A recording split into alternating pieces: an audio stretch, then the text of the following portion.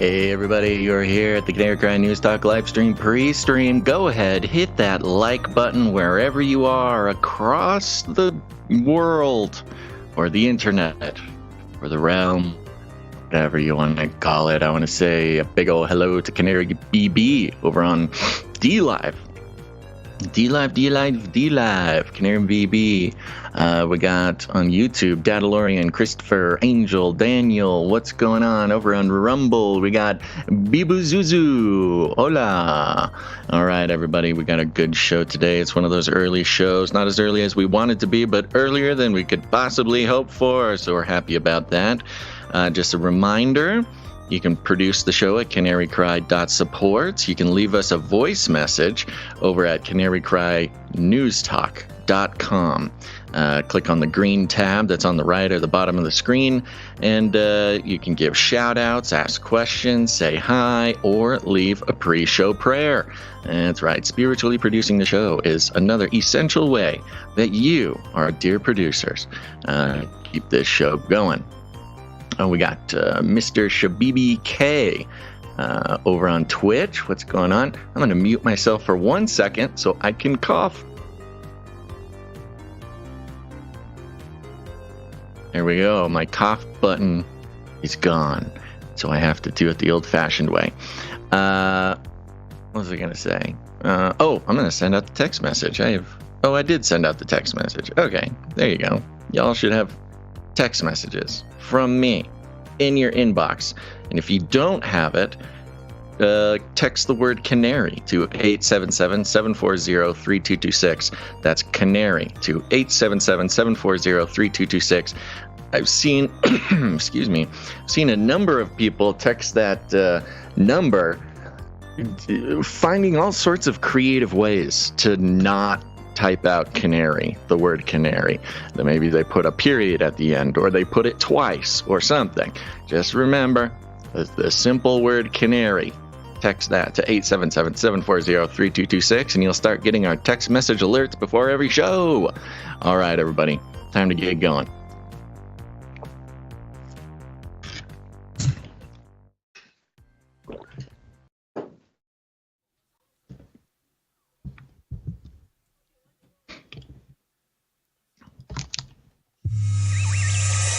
The world is getting crazier. People are acting more and more insane. The end of the world is tomorrow. Tomorrow. There's only one thing to do when the world is falling apart. Listen to Basil and Gonz as they discuss this week's news and events through the lens of Bible prophecy. You are listening to Canary Cry News Talk. You're listening to Canary Cry News Talk. Today is September 20th, 2023, and we're live to tape on episode 669. And today, City Brain Poon and Pacific West North? I don't know. But Razzle Dazzle, I'm your best buddy Basil, and you are not crazy. I hope I'm not crazy with my brain. With your brain? And my name is Gonz, director of the Age of Deceit Films, your favorite Asian provocateur for Christ, live to tape from California to bring you the best news, which is the gospel message of Jesus Christ, while reporting the egregious with a well-rounded, biblically grounded take on world events and today's emerging phenomenon, brains. Brains, so delicious. Right after the zombie episode. I know. My We're goodness. doing all of our October stuff now because, the media's doing it, and we're always ahead. So. And I noticed a lot of brains in, Halloween paraphernalia has always been, skulls and bats and witches and that kind of stuff. I've noticed a lot of brains this year. I've been collecting photos, going down to like the a local art store, and you can find a bunch of Halloween brains that you can put on display or make food out of. It's it's getting out there. Spooky. Yeah, because 1 Peter 4:7, the end of all things is at hand. Therefore, be self-controlled and sober-minded for the sake of your prayers. You can't have a sober mind if your brains are all messed up. Yeah, that's why he's the pro, folks. You got to find these things in the Bible. Okay, well, before we get started, Gons, why don't we give a little disclaimer for our YouTube friends? It's time for a disclaimer. Now listen up, YouTube. That's right, and just for all the content moderators and censorship managers out there, be they robots or humans, everything you hear on this show comes directly from the mainstream corporate news media. We do not claim to be experts on healthcare, geopolitics, military strategy, corporate law, or the moral and ethical implications of any of these topics, nor do we implicitly or explicitly support or subscribe to any sources or narratives containing misinformation, disinformation, or malinformation, as defined by the Department of Homeland Security. We're good boys. All right, YouTube, we're good boys. That's right, and let me give you a rundown. Oh, look, here's Basil. Let me bring you up to speed. That's right, everybody. We'll be bringing you up to speed on the artificial intelligence war and how China is aiming to replicate the human brain. Some big updates coming out of the East there. And then, of course, Flippy. Flippy is moving on up in the world. No longer is he just relegated to sitting on the manufacturing lines and car factories or flipping burgers at burger factories. No, he's moving on up, climbing that corporate ladder. Then we'll be checking in with an old school topic that has some pretty big updates. Yes, it's CERN. You know that. They're busy over at CERN opening up portals, erasing the human mind, and manipulating the experiences of entire populations. And now, even CNN is getting in on the fun. We will be catching up with the mainstream media narrative, which now has shifted to, quote, "We can no longer hide the truth about Russia-Ukraine war." That's nice of them. A nice implicit admission that they've been hiding the truth.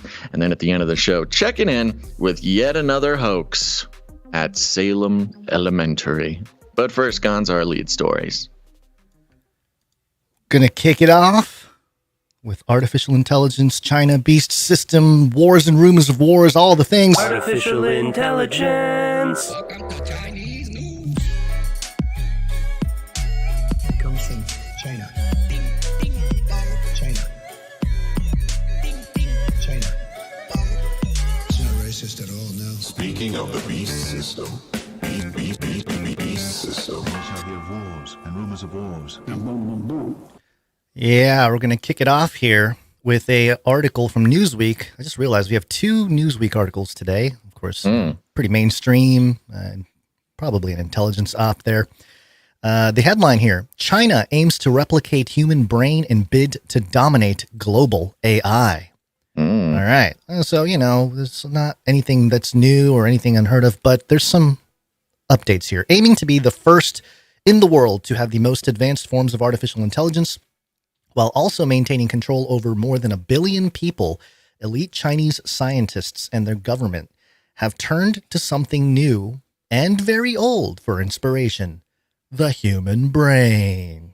In one of thousands of efforts underway, they are constructing a city brain to enhance the computers at the core of these smart cities that already scan the country from Beijing's broad avenues to small town streets, collecting and processing terabytes of information from intricate networks of sensors, cameras, and other devices that monitor traffic, human faces, voices, and gait. Remember we talked about the gait thing?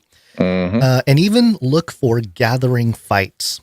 So just before we get too far along here, you got something? You sound like you wanted to say something. Yeah, I was going to mention that they mentioned smart cities in this article, which in is very quotes. Interesting because the mainstream media has been calling smart cities a QAnon related conspiracy theory. Except it's mentioned like 15 times in the infrastructure bill or whatever. So, yeah, that's right. Quite the conspiracy theory. Again, conspiracy theories didn't make up the term. The term was coined by, WEF and Biden's bill. Yeah.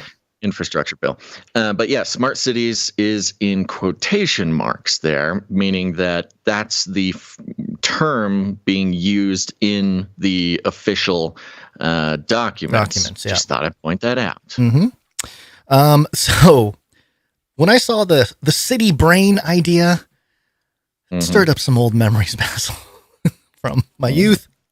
Funny ones, I'm not saying that they are appropriate, but let me, I know you didn't really watch South Park. It's a lot of Christian families banned the show South Park in their homes. Of course, I didn't grow up in a Christian home, so South Park was on every week, and I was watching it every week from age, I don't know, probably 12 or 13, something like that. And there's a joke that appeared on one of the episodes a long time ago. It was basically a Chinese restaurant called City Walk. And the guy's accent, the Asian or the Chinese owner of the restaurant, would pronounce it Chitty Walk. A different way. I'll say Chitty Walk. There you go. Chitty Walk. But, even more on the CH or the CI of the city. Yeah, there. I think we're following. Yeah, okay. Guns. Yes, thank you. I was going to play a whole clip, but Basil said probably not a great idea. Although I've seen pastors get away with the word too. So, there's a sneaky way to do it. But, the word dung is in the Bible, modern translations of dung, But anyway, so in effect, I hope the internet picks up on that meme and makes fun of China's shitty brain. Equipped with surveillance and visual processing capabilities modeled on human vision, the new brain, in parentheses, will be more effective, less energy hungry, and will improve governance, its developers say. Quote, "We call it bionic retina computing," Gao Wen, a leading artificial intelligence researcher, wrote in a paper, City Brain, Challenges and Solution. Now, I'd like to point out the name of this paper, City Brain, Challenges and Solution, singular. They have a solution, not solutions. Usually, you have a list of challenges, you have a list of solutions. Yes, the solution. So I thought that was kind of a subtle way to, flex supremacy. The work by Gao and his cutting-edge Pencheng laboratory in the southern city of Shenzhen represents far more than just China's drive to expand its ever more pervasive monitoring of its citizens. It is also an indication of China's determination to win the race for what is known as artificial general intelligence. It's another thing we've talked about quite a bit, which is the difference between artificial intelligence, just generally speaking. Then there's the I shouldn't use the word general in the context here because it confuses people. Widespread, a wide net. And then there's generative artificial intelligence, or GAI, GAI, which is a lot of what the art stuff is now, and music, a lot of the stuff that generates, sort of replicating creativity. Yeah. And then there's artificial general intelligence, which is more akin to what, people have talked about when it comes to the ultimate goal of AI or ultimate destination of AI, of some kind of sentience. And this goes all the way back to... It's a little bit more focused on problem solving. Right. So An AI that can not only think... any problem at it, and it will recognize the problem, understand the obstacles, and then create ways around those obstacles. Right. They describe it as an AI that can not only outthink people on a vast number of tasks and give whoever controls it an enormous strategic advantage, but which has also prompted warnings from experts in the West. So, yeah, we've known about the thing here. But Newsweek doing their research.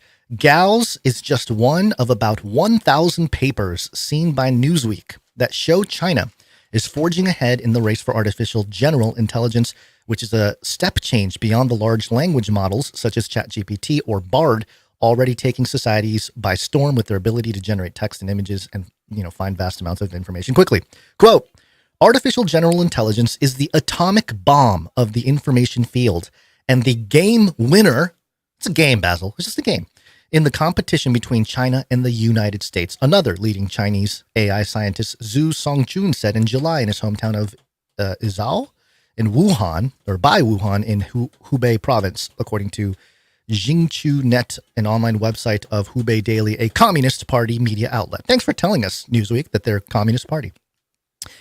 Just as in the 1950s and 60s, when Chinese scientists worked around the clock to build the atomic bomb, intercontinental missile, and satellite, quote, "We need to develop AI like the 2 bombs and 1 satellite, and form an AI ace army that represents the national will, Zhu said. Okay.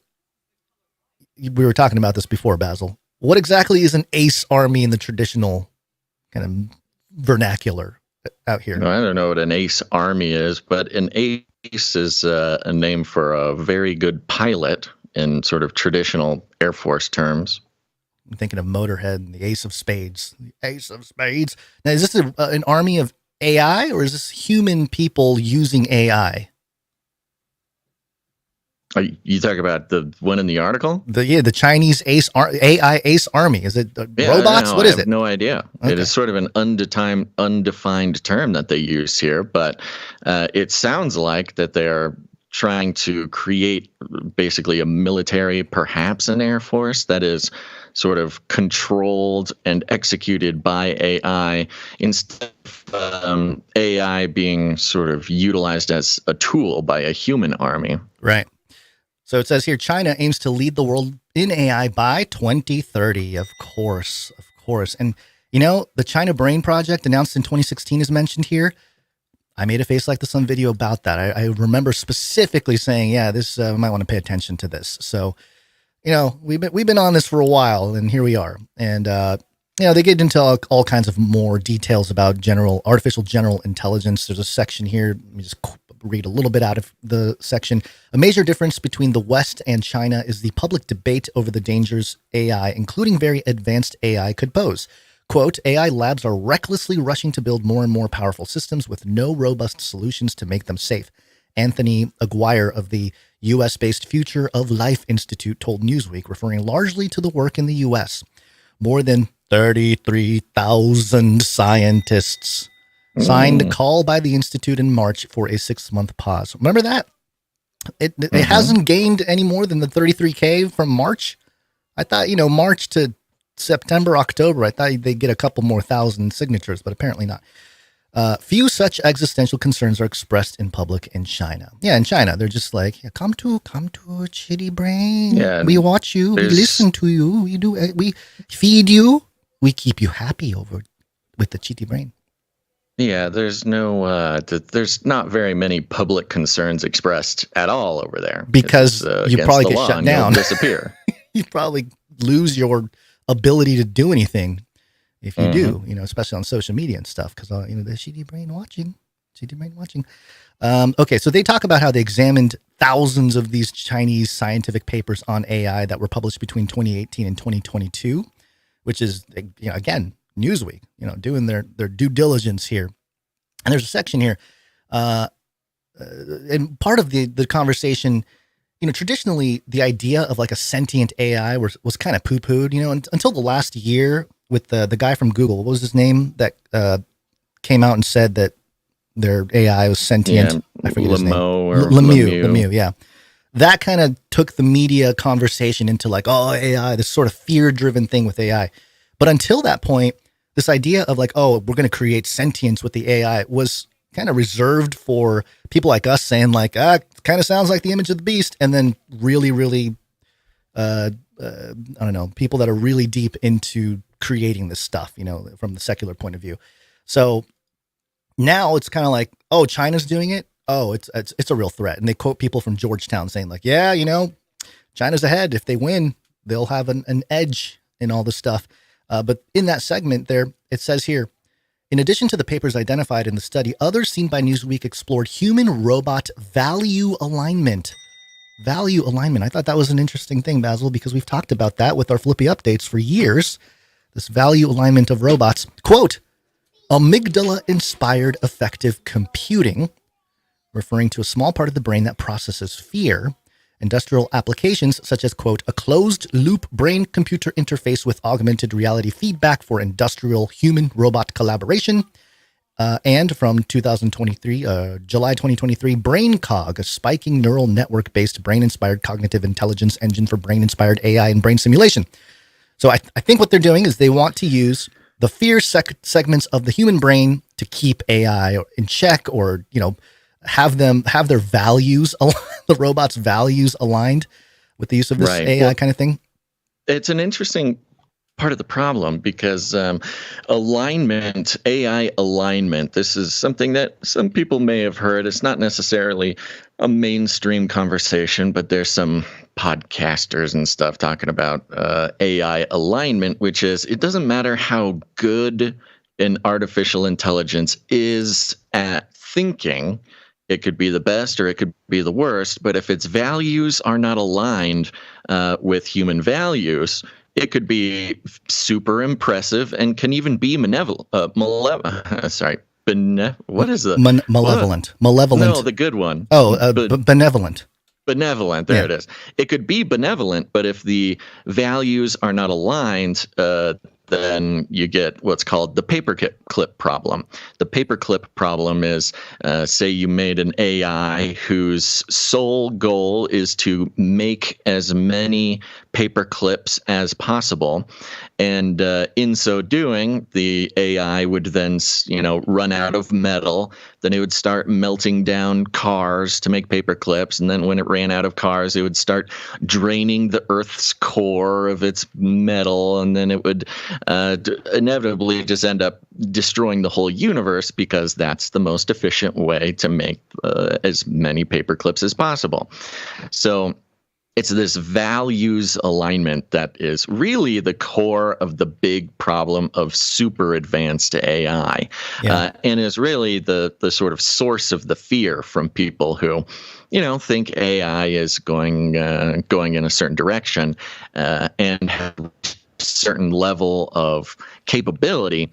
More than anything, the capability is second to aligning it with human values. And this amygdala alignment, something or other computing. Yeah, the amygdala inspired really effective weird. computing. Yeah, it was really weird to hear at first, but digging into it a little bit further there, because, the amygdala controls fear and anger and things like that in the brain. But yeah, if you are trying to inspire a computer to understand human values, fear is a great place to start. It is the mechanism almost to keep people from not doing something. It's kind of how the morals and ethics are shaped a lot of times. So it's very interesting. They talk about the large language models and how they're the only way to actually get it right is to reverse engineer the brain. And this comes to, man, there's so many points here because one of the things that we did in 2014, Basil, when we were just young lads venturing into the world of podcasting, we had an interview with a gentleman named Dr. Hugo de Garis. Dr. Hugo de Garis is the author of a book called The Art-elect War. And let me just read a little bit of our description from that page from 2014. I was kind of blown away by how relevant it is. It says here, artificial intelligence is already here, but how will the singularity or the point at which machines achieve sentience be received by humanity? In this episode, Basil and Gons are joined by Professor Hugo de Garis, author of the very fascinating book entitled The Art-elect War, Cosmists versus Terrans, a bitter controversy concerning whether humanity should build godlike massively intelligent machines. Professor de Garis speculates that the major political clash of the 21st century will be between what he calls the cosmists, who tout we should pursue creating godlike machines, and the Terrans, who tout this will lead to the destruction of mankind. While discussions about the potential of massively intelligent machines is currently reserved for the few, movies like Transcendence, which came out at the time, brings the conversation to the front here. And again, it's crazy because Professor de Garis, he's an Australian native. He was a researcher in the subfield of artificial intelligence, known as evolvable hardware. That's what he was working on.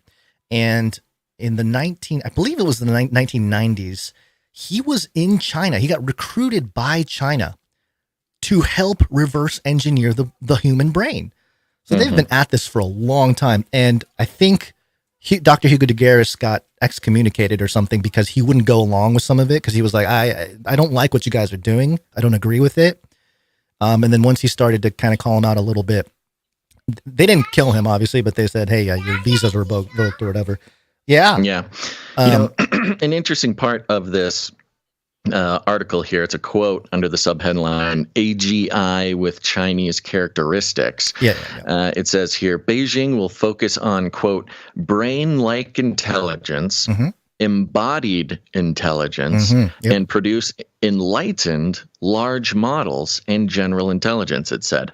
A 1 million square feet Beijing General Artificial Intelligence Innovation Park is due to be finished at the end of 2024. And they describe a few of these things: brain-like intelligence, meaning they're reverse engineering the brain to program artificial intelligence with a structure like the brain. Embodied intelligence, in which a quote from earlier in the article talks about putting, there's an AGI, an artificial general intelligence, inside of a robot body, and they describe that process as something like humanizing, creating human-robot hybrids, something like that. So the idea being that if you reverse engineer the human brain, that there is something human about it, and then you give that human brain a body so that it can act out in the real world. And the quote here, and produce enlightened large models and general intelligence. So, of course, everybody wants to make an enlightened artificial intelligence. Kind of sounds like an image receiving breath, There you go. So you hit on a point that I wanted to touch on in the article. There are a couple interesting acronyms here.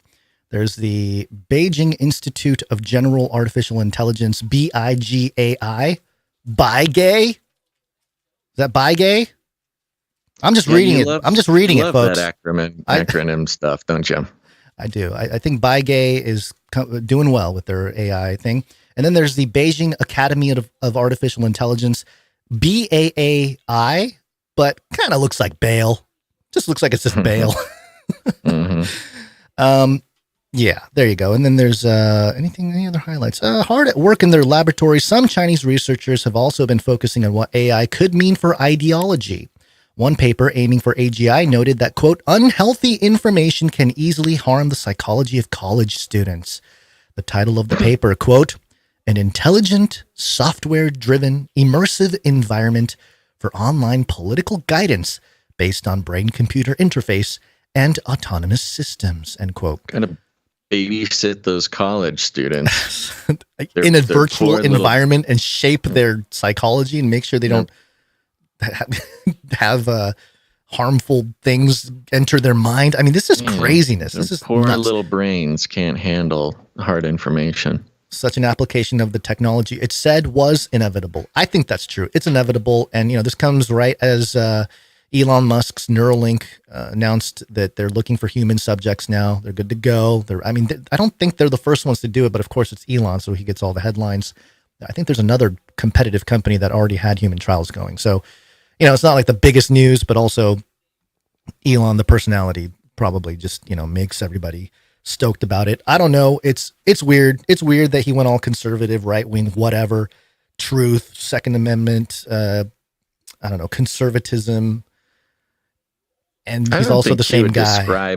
Yeah, I don't know if he would describe himself as conservative, but I don't think so either. But he definitely catered to that crowd because he probably saw where the culture was heading.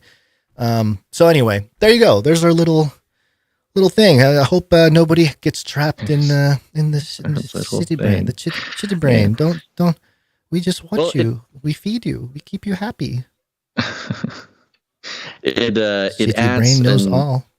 Okay. It adds an interesting angle to the growing concern about China in the geopolitical sense, where we obviously have, factions within the U.S. government. Some factions want to downplay the risk of China. Other factions want to exaggerate the risk of China, although those two factions have sort of congealed recently post-Ukraine post start of the Ukraine war, to divert this sort of military energy, this spending momentum towards protecting Taiwan as well.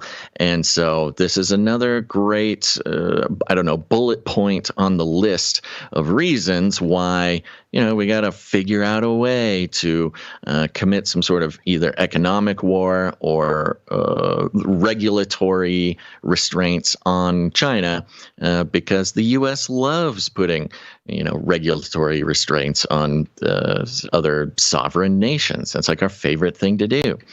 But it is very real, and I think as often as we talk about the advances in artificial intelligence and technology in the U.S., we know that it is much further along in China. And the good news is, if they are that much further along than us to creating some sort of apocalyptic, artificially intelligent, God or something, we at least will be able to see the AI sort of destroy civilization in China just a week or two before it makes it over to the U.S. and does the same thing here. So we'll get it's gonna hop on a plane, crawl, fly over, come down, jump out of the plane, land in D.C.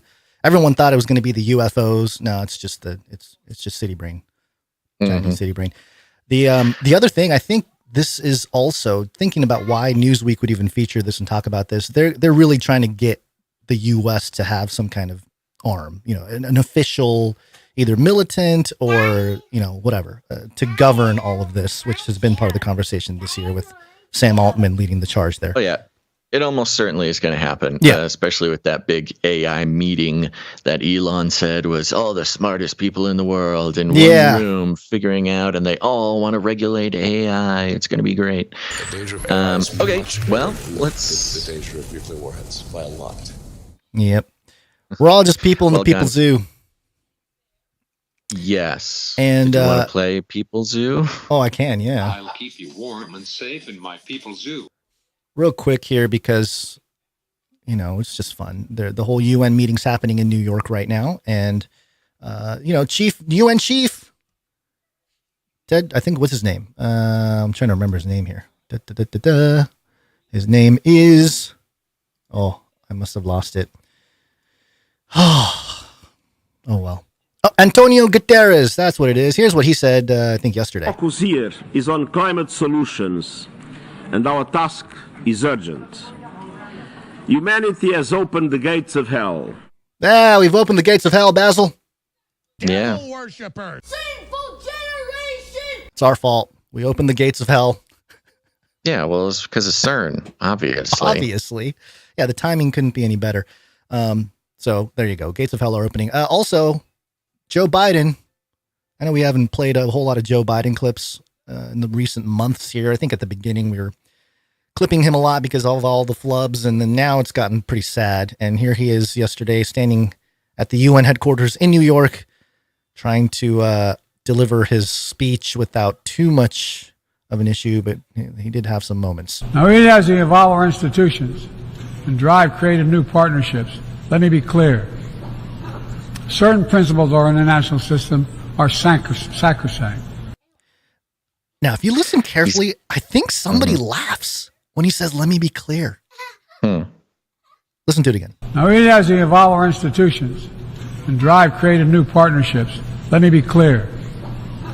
Certain principles of our international system are sacrosanct. Did you hear it? Definitely something saying something. Moving a chair or something in the background. That is not an easy job for the UN translators who are, everybody's wearing their little headphones with their translation going on. That is, they should be getting paid more. Should be. Well, I think their jobs they're going to lose their jobs to AI. I'm pretty sure AI is going to take over. And that's true. The AI will shape, what Joe's saying. And once Joe gets the Neuralink, he doesn't even have to talk. He'll just communicate with us from his brain. It'll be so boring getting rid of all of his flubs. Yeah. All right. Well, what is it today? Okay. What are we doing today? It's Wednesday, folks. Here we go. It is Wednesday, my dudes.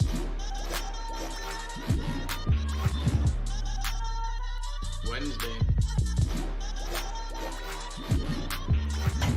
Hey guys, know what day it is? It's Wednesday. Time for the Canary Cry News Talk. Yeehaw! Wednesday, my dudes. It is Wednesday, my dudes.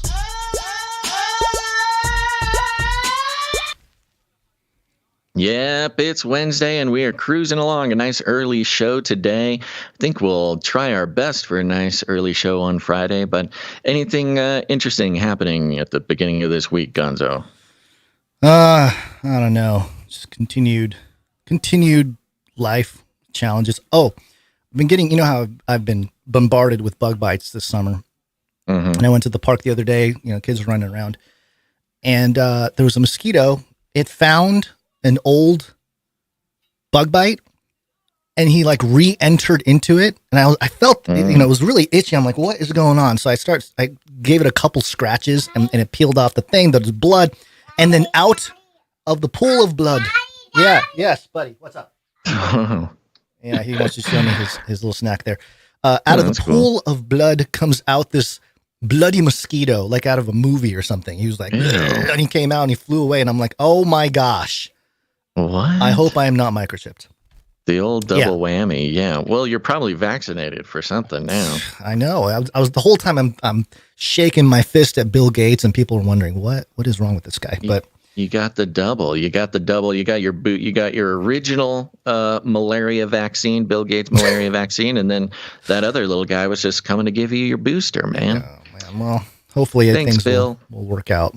But yeah, that was my day a couple days ago, yesterday. So. How about you? Yeah. Okay. Well, my entire day yesterday, for about 12 hours, I woke up, the sun was shining, I walk outside, I go check the emus, and wouldn't you believe it, there's just one emu in the emu pen again, just days after the last Great Escape. And, yeah, so luckily this time the emu did not get far, just kind of found a shady spot, close by, sat down, stayed there all day long, wouldn't move, couldn't get the thing to move, very stubborn.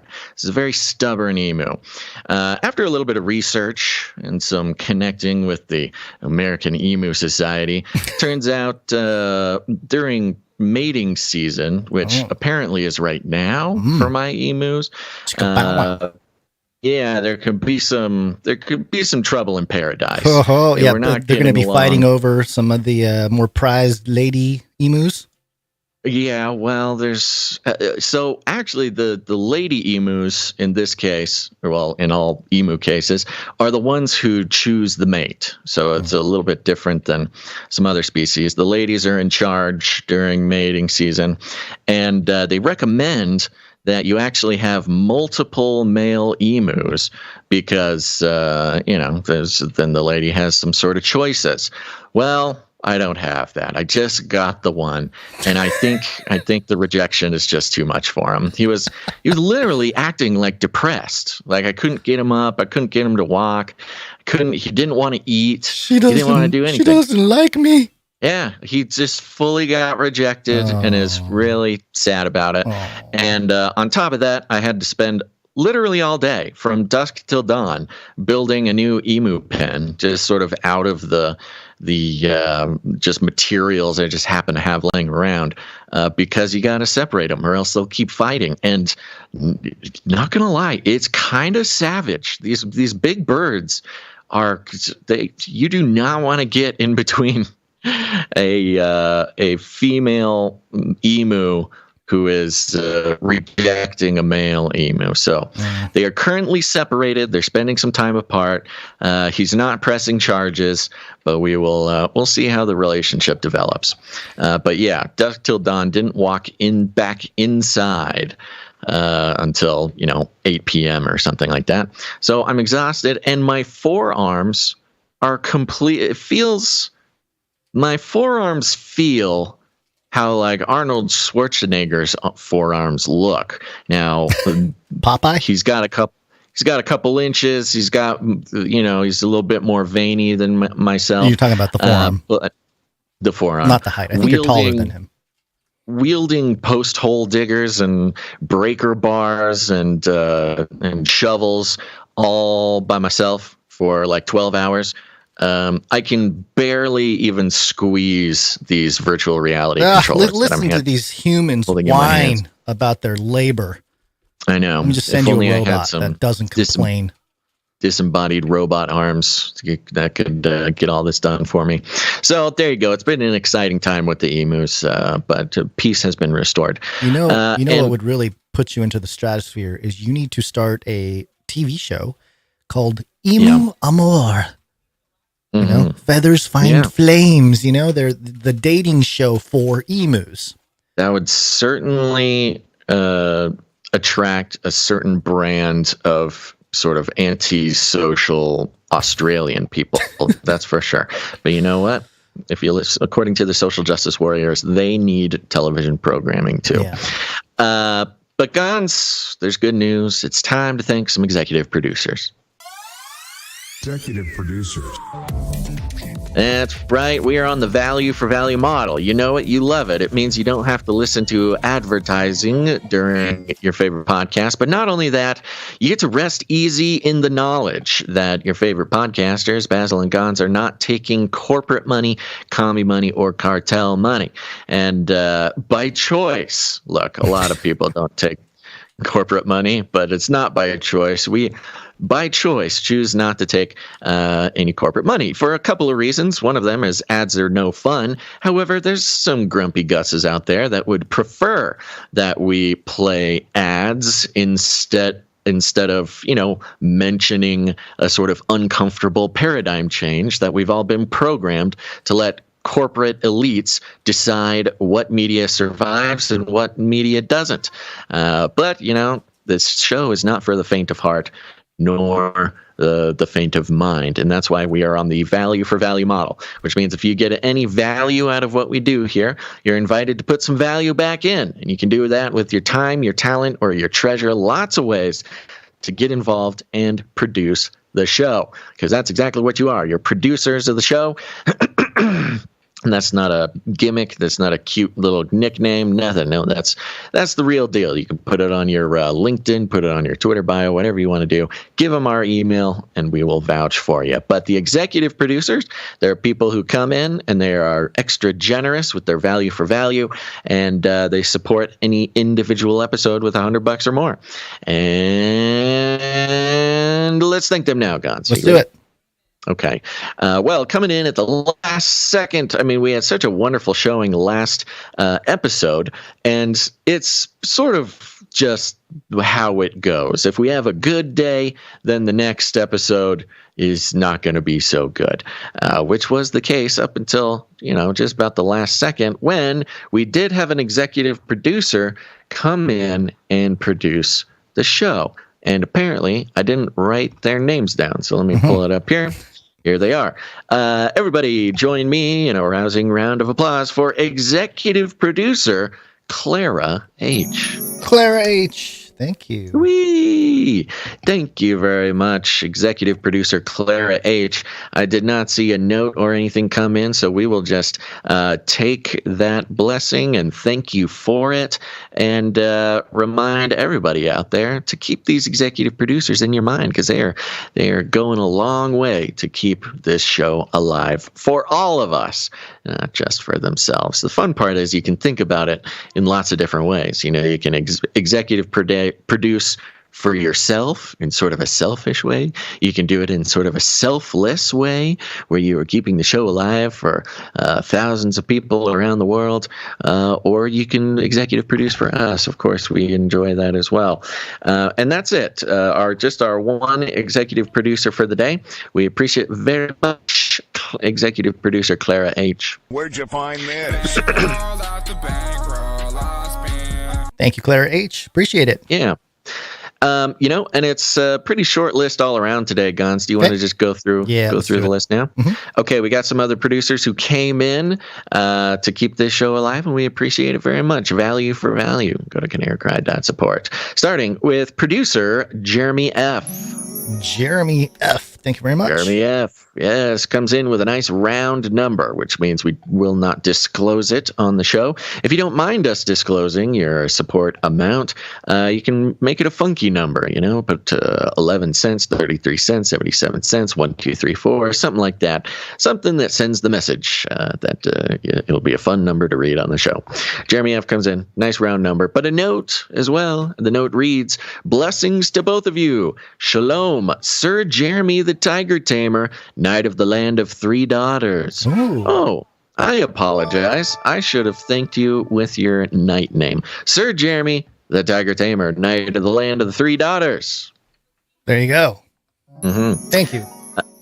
Indeed. That is a Triceratops. Doing dinosaurs over here.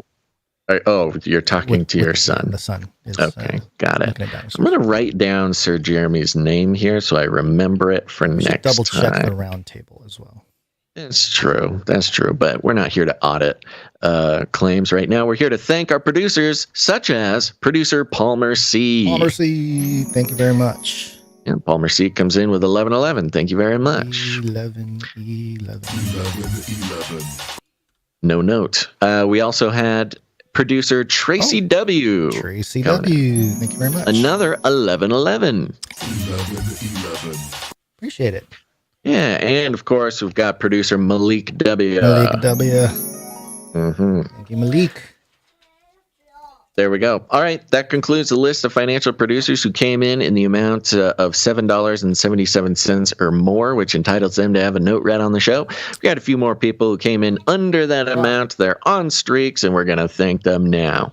Starting with Dr. Who Done Dat, 8 episodes in a row. Thank you, Dr. Who Done That. Hold on one second. We got Veronica D. Oh, sorry. This is under 777? Yes. Oh, okay, sorry. Go ahead. Continue. Yeah. Veronica D, 308 episodes in a row. Thank you, Veronica D. We got Sir Scott Knight of Truth, 335 in a row. Thank you, Sir Scott. And here's the man of the hour. It's Sir Casey, the Shield Knight. Sir Casey, the Shield Knight. 348 episodes in a row. Booyah. Next up, we've got Dame Gail, Canary Whisperer, and Lady of X's and O's, 307 episodes in a row. Thank you, Dame Gail. We've got Sir Moore of Night of the Burning Chariots, 279 episodes in a row. Thank you, sir. Thank you to Thank Sir Moore. Thank you is good. Thank you. All right, that concludes our list of financial producers. Thank you guys so much. And consider the lily of the field and consider the podcasters of the truth. And if this show brings any value to your life, think about getting involved. You can get involved, like I say, with your time, your talent, or your treasure. If you want to learn more, head on over to canarycry.support. Yes, sir. Canarycry.support. I'm seeing Sir Jeremy, the Tiger Tamer, Knight of the Land of the Three Daughters, was knighted on episode 333. So literally, or I guess a little more than half the time. 50% ago. 50% ago. Yeah. There you go. All right. Thank you very much, everybody. Yep. And I think, Gons, it is time for the Flippy update. So, Flippy update. Do you want fries with that? Yeah, folks, it's time for the Flippy update. Flippy is our colloquial name for the disembodied robot arms that are taking our jobs, enslaving our children, and flirting with our spouses. We use talking about Flippy as a way to explore all the new, fun, and exciting ways that robots are taking over the world. And now there's nothing we can do about it. Wow. This is a fun story because, of course, this was, pontificated over and predicted many years ago by those who are paying attention to the Flippy update.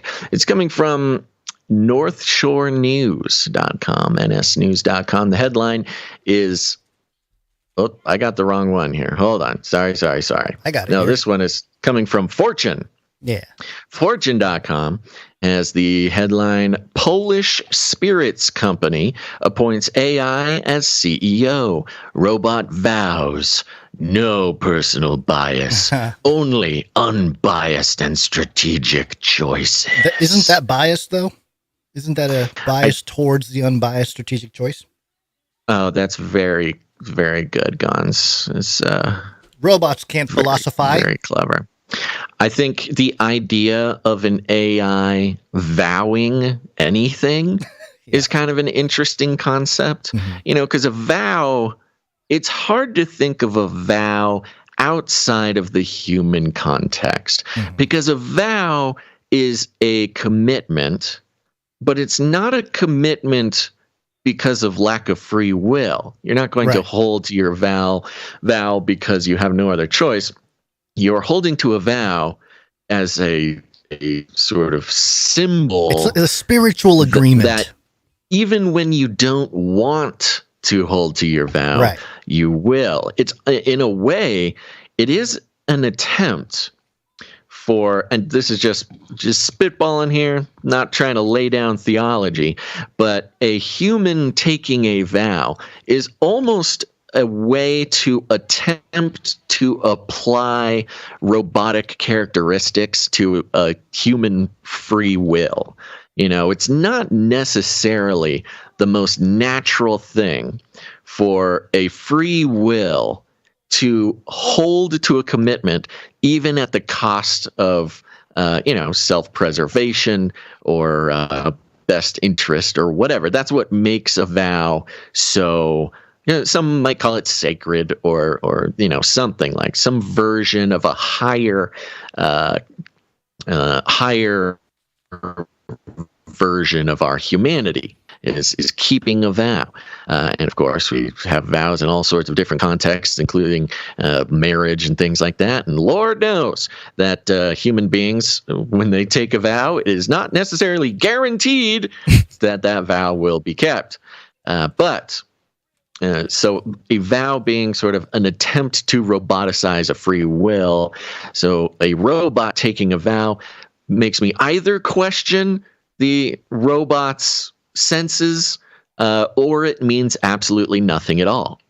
That's the robot taking a vow is almost no vow at all. But anyways, also interesting, we're talking about a Polish spirits company. Ooh. Yeah.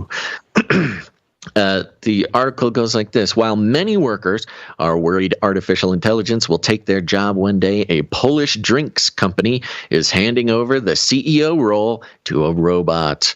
Dictador, best known for its rums, has appointed a robot run with artificial intelligence to oversee the company.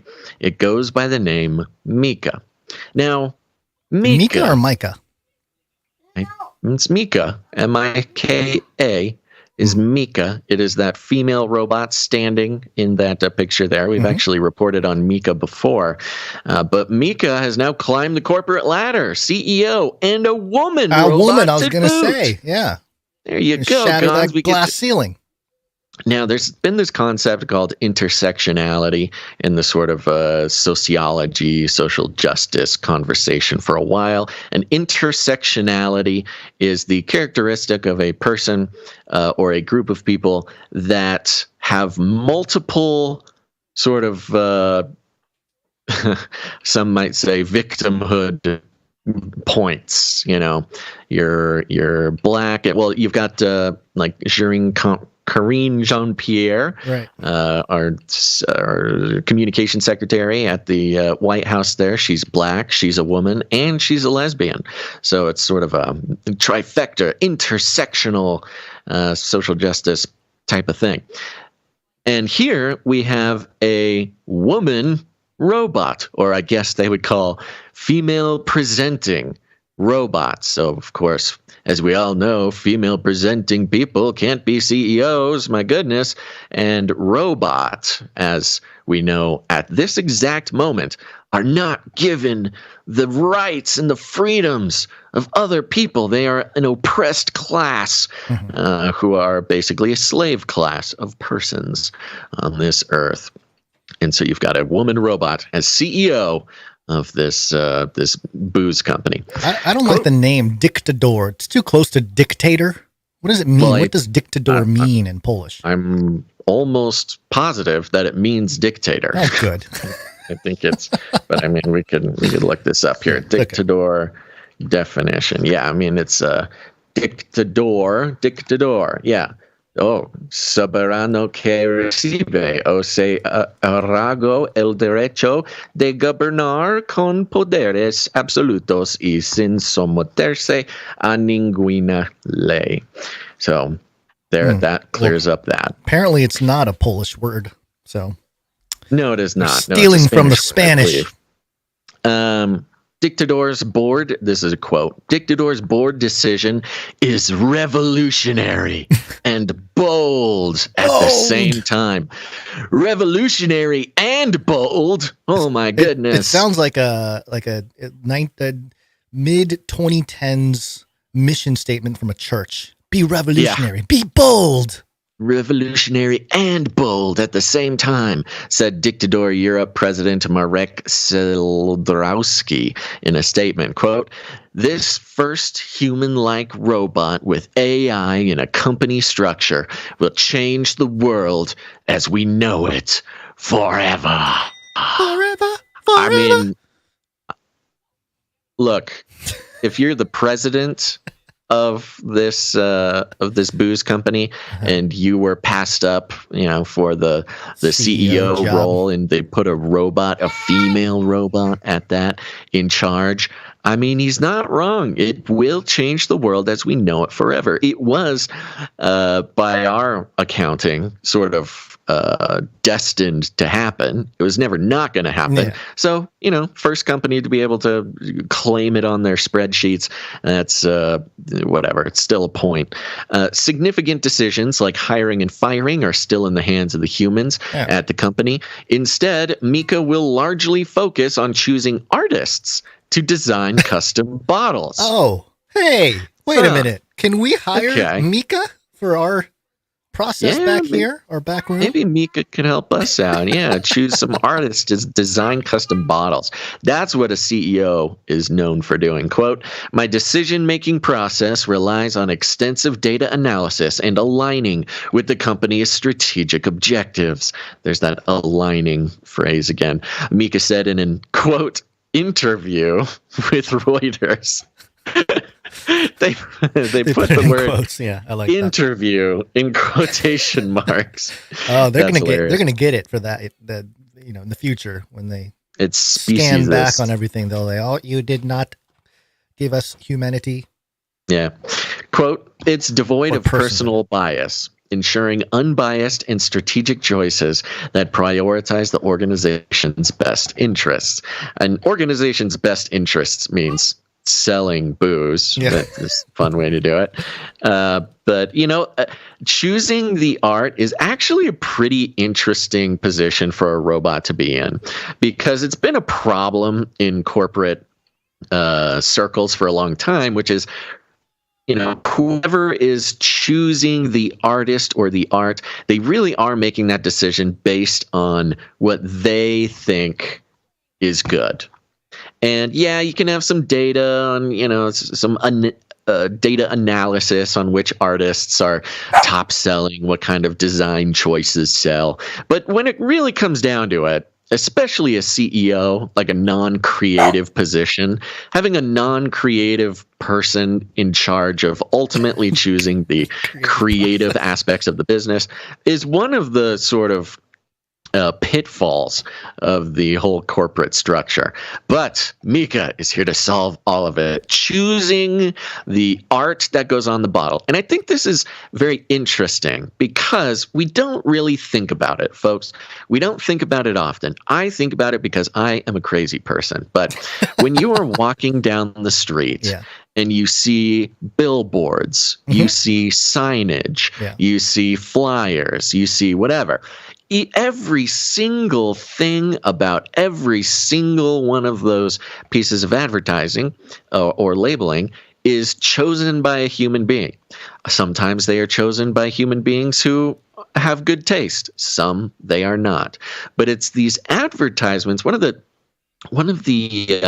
really malicious things about advertising, and that includes labeling bottles, is that the corporate interests are dictating the world around you as it presents itself. Everything you see, everything you come in contact with, if you're listening to podcasts with ads, things you hear is all, if not directly chosen in the interest of corporations, it is at least considered not to be misaligned with corporations. So the very world around you, the way that it looks, the way that it is laid out, the way the colors, the shapes that you come in contact with on a daily basis, was chosen specifically to benefit corporations. In a way, corporations are remaking the world in their image, or at least an image that benefits them. It's one of the sort of more heady philosophical problems with advertising. But at least it was done by humans before. Now, it's just a matter of time before the literal world around us is entirely created, dictated, designed, and approved by robots. It's not just about the bottle, the labeling on a bottle. It's not just about the billboard in the sky. But it is all of those things that are sort of constituent parts of our daily reality. And to a degree, robots are already involved in that process. But you know what? I agree with Dick Todor. It's about time that we just hand it all over to the robots. Human beings, we need to just take a load off our plate and let the robots. Who needs the metaverse or the virtual reality or AR or any of these things to recreate our world? We can just let the robots do it with good old-fashioned labeling printers. The article goes on. A PR stunt? Of course it is, but that doesn't make it worth dismissing immediately. Dick Todor has been on the forefront of technology-based stunts like this last week, offering what it called the world's first, and then it does a NFT for booze NFT. While Mika may be ornamental, generative AI is expected to be used by companies to make more and more decisions in the years to come. A recent report from the McKinsey found that AI could add the equivalent of $2.6 trillion $2.6 trillion to $4.4 trillion annually to the global economy by 2040. To put that into perspective, the United Kingdom's entire GDP in 2021 was $3.1 trillion. In addition, the report said, AI could enable labor productivity growth of 0.1% to 0.6% annually. Boom, boom. In that time. The required ending of a robot article that it will, improve labor for humans. Barely. That's very nice. Well, there you go, folks. Dictador, the dictator, has now has a new CEO. It's a robot, and she's controlling the world around you. I believe the studies currently show that about, 1 to 4% or something of CEOs around the world exhibit psychopathic traits or something like that. Mm-hmm. I wonder if that'll show up in these models, especially if, they're working 24/7. They might start making decisions that don't make sense to the human handlers, but then you let the AI run and lo and behold, he brought in, or he or it or whatever, that strategy brought in, more customers, whatever it might be. So as the confidence builds with the AI, the people are going to just go with it, even though it may not make any sense to us. Yeah, that is the interesting part. At what point? I mean, it's one thing to have an AI in charge and it makes a decision and you go, yeah, wow, okay, I never thought about that. Makes sense. That. Right.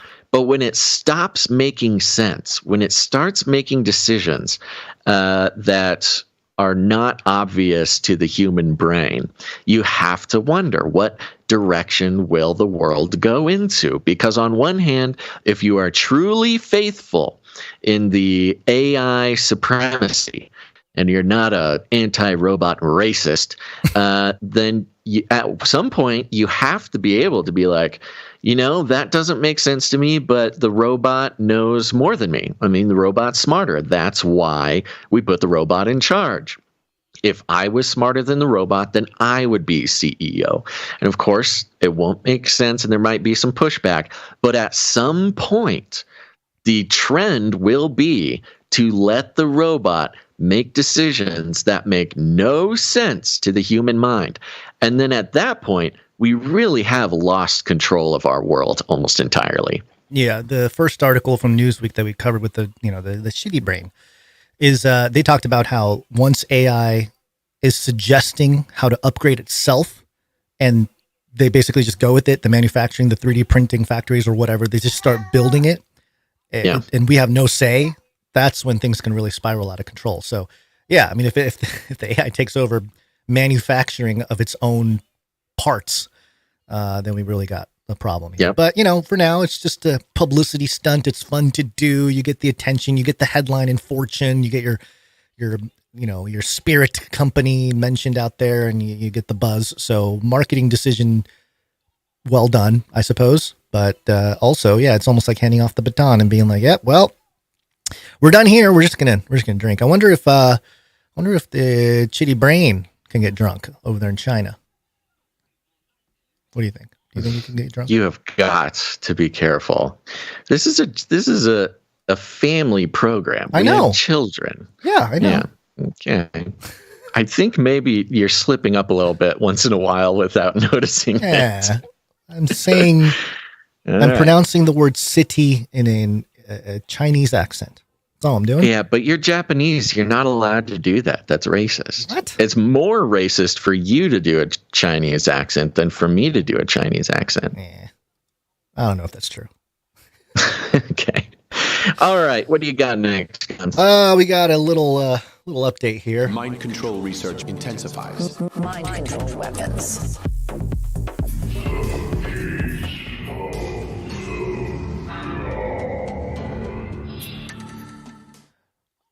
We track a bunch of topics here on Canary Cry News Talk, and I noticed that CERN was hitting all the outlets this week. And I think there's a reason why. This first one is from IFL Science, speaking of family-friendly words there. And the headline was, CERN places new limits in the search for magnetic monopoles. And I did not know what magnetic monopoles were prior to reading this article. I'm not going to read the article, or at least this one, because it's really dense and sciencey. But basically, magnetic monopoles are magnetic poles that are singular. There's no like north and south or positive, negative charge. It's just a charge on its own. And and it would break, it would do all kinds of stuff in science. It'll break Maxwell's equation. It has quantum mechanics implications. There's grand unified theory implications. But more sort of applicable is this would help quantum computing and magnetic storage and things like that. So this is kind of it's a future-y thing or a sciencey thing that these physicists have been really going after. And the CERN, we know that what they do with the Large Hadron Collider, they get these particles, they smash it together, and they just collect all this data. And all this data takes forever to wade through to actually, see if there's any information worth showing. And so to that effect, TechSpot here, another headline, Large Hadron Collider needed a new database system to sustain its petabyte-hungry experiments. And this article actually talks about the next run. So Large Hadron Collider is about to go on run 3. I think it's the phase is expected to generate 1 petabyte of data daily until the end of 2025. That's a lot of data. That's 1 petabyte every day until the end of 2025. The previous data petabyte, system. what is that? That's let's see, a gig is 1,000 megabytes. A terabyte is 1,000 gigabytes. Is petabyte after terabyte? Yeah, of course. Yes. Okay. Yeah, it's equal to 1 quadrillion bytes. Oh. Yeah. Yeah.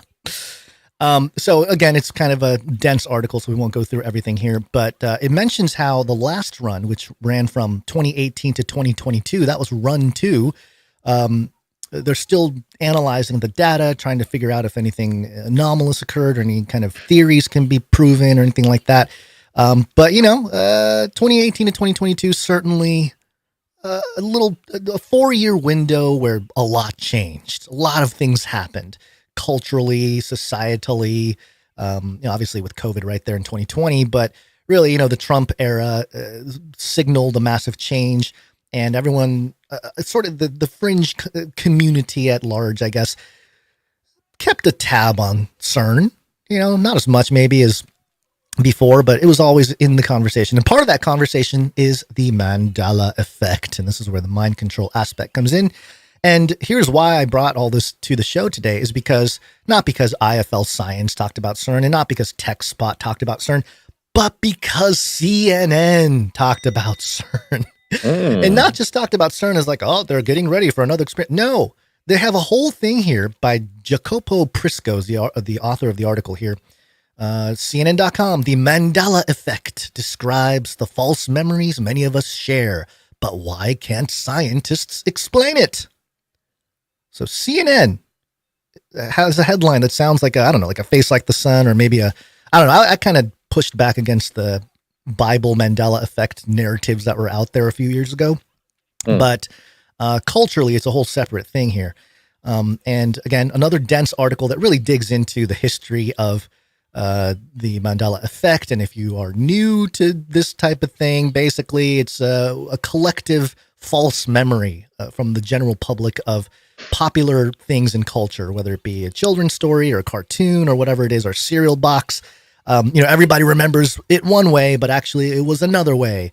And the prime example was a collective false memory is one definition of it. Yeah. Another definition would go into, just skipping timelines. Right. Or so yes, reverse rewriting history. There's lots of different theories as to what this effect might be. However, it's interesting, no matter how vehemently somebody or an outlet or whatever tries to deny its existence, everybody agrees that it is real. It's a real phenomenon. You can feel it. Yes, and the classic example is the Berenstein Bears or the Berenstein Bears. There's a lot. The article lists a bunch of them. Revolve around television and movies. A lot of it's culture. There's the Shazam or Kazam movie being played either by Shaq or by what's the other guy's name? Sinbad. Sinbad. That's what it is. This article covers it lists pretty much all of those. And it also lists the study that was done by Wilma Bainbridge, an assistant professor in the University of Chicago Department of Psychology.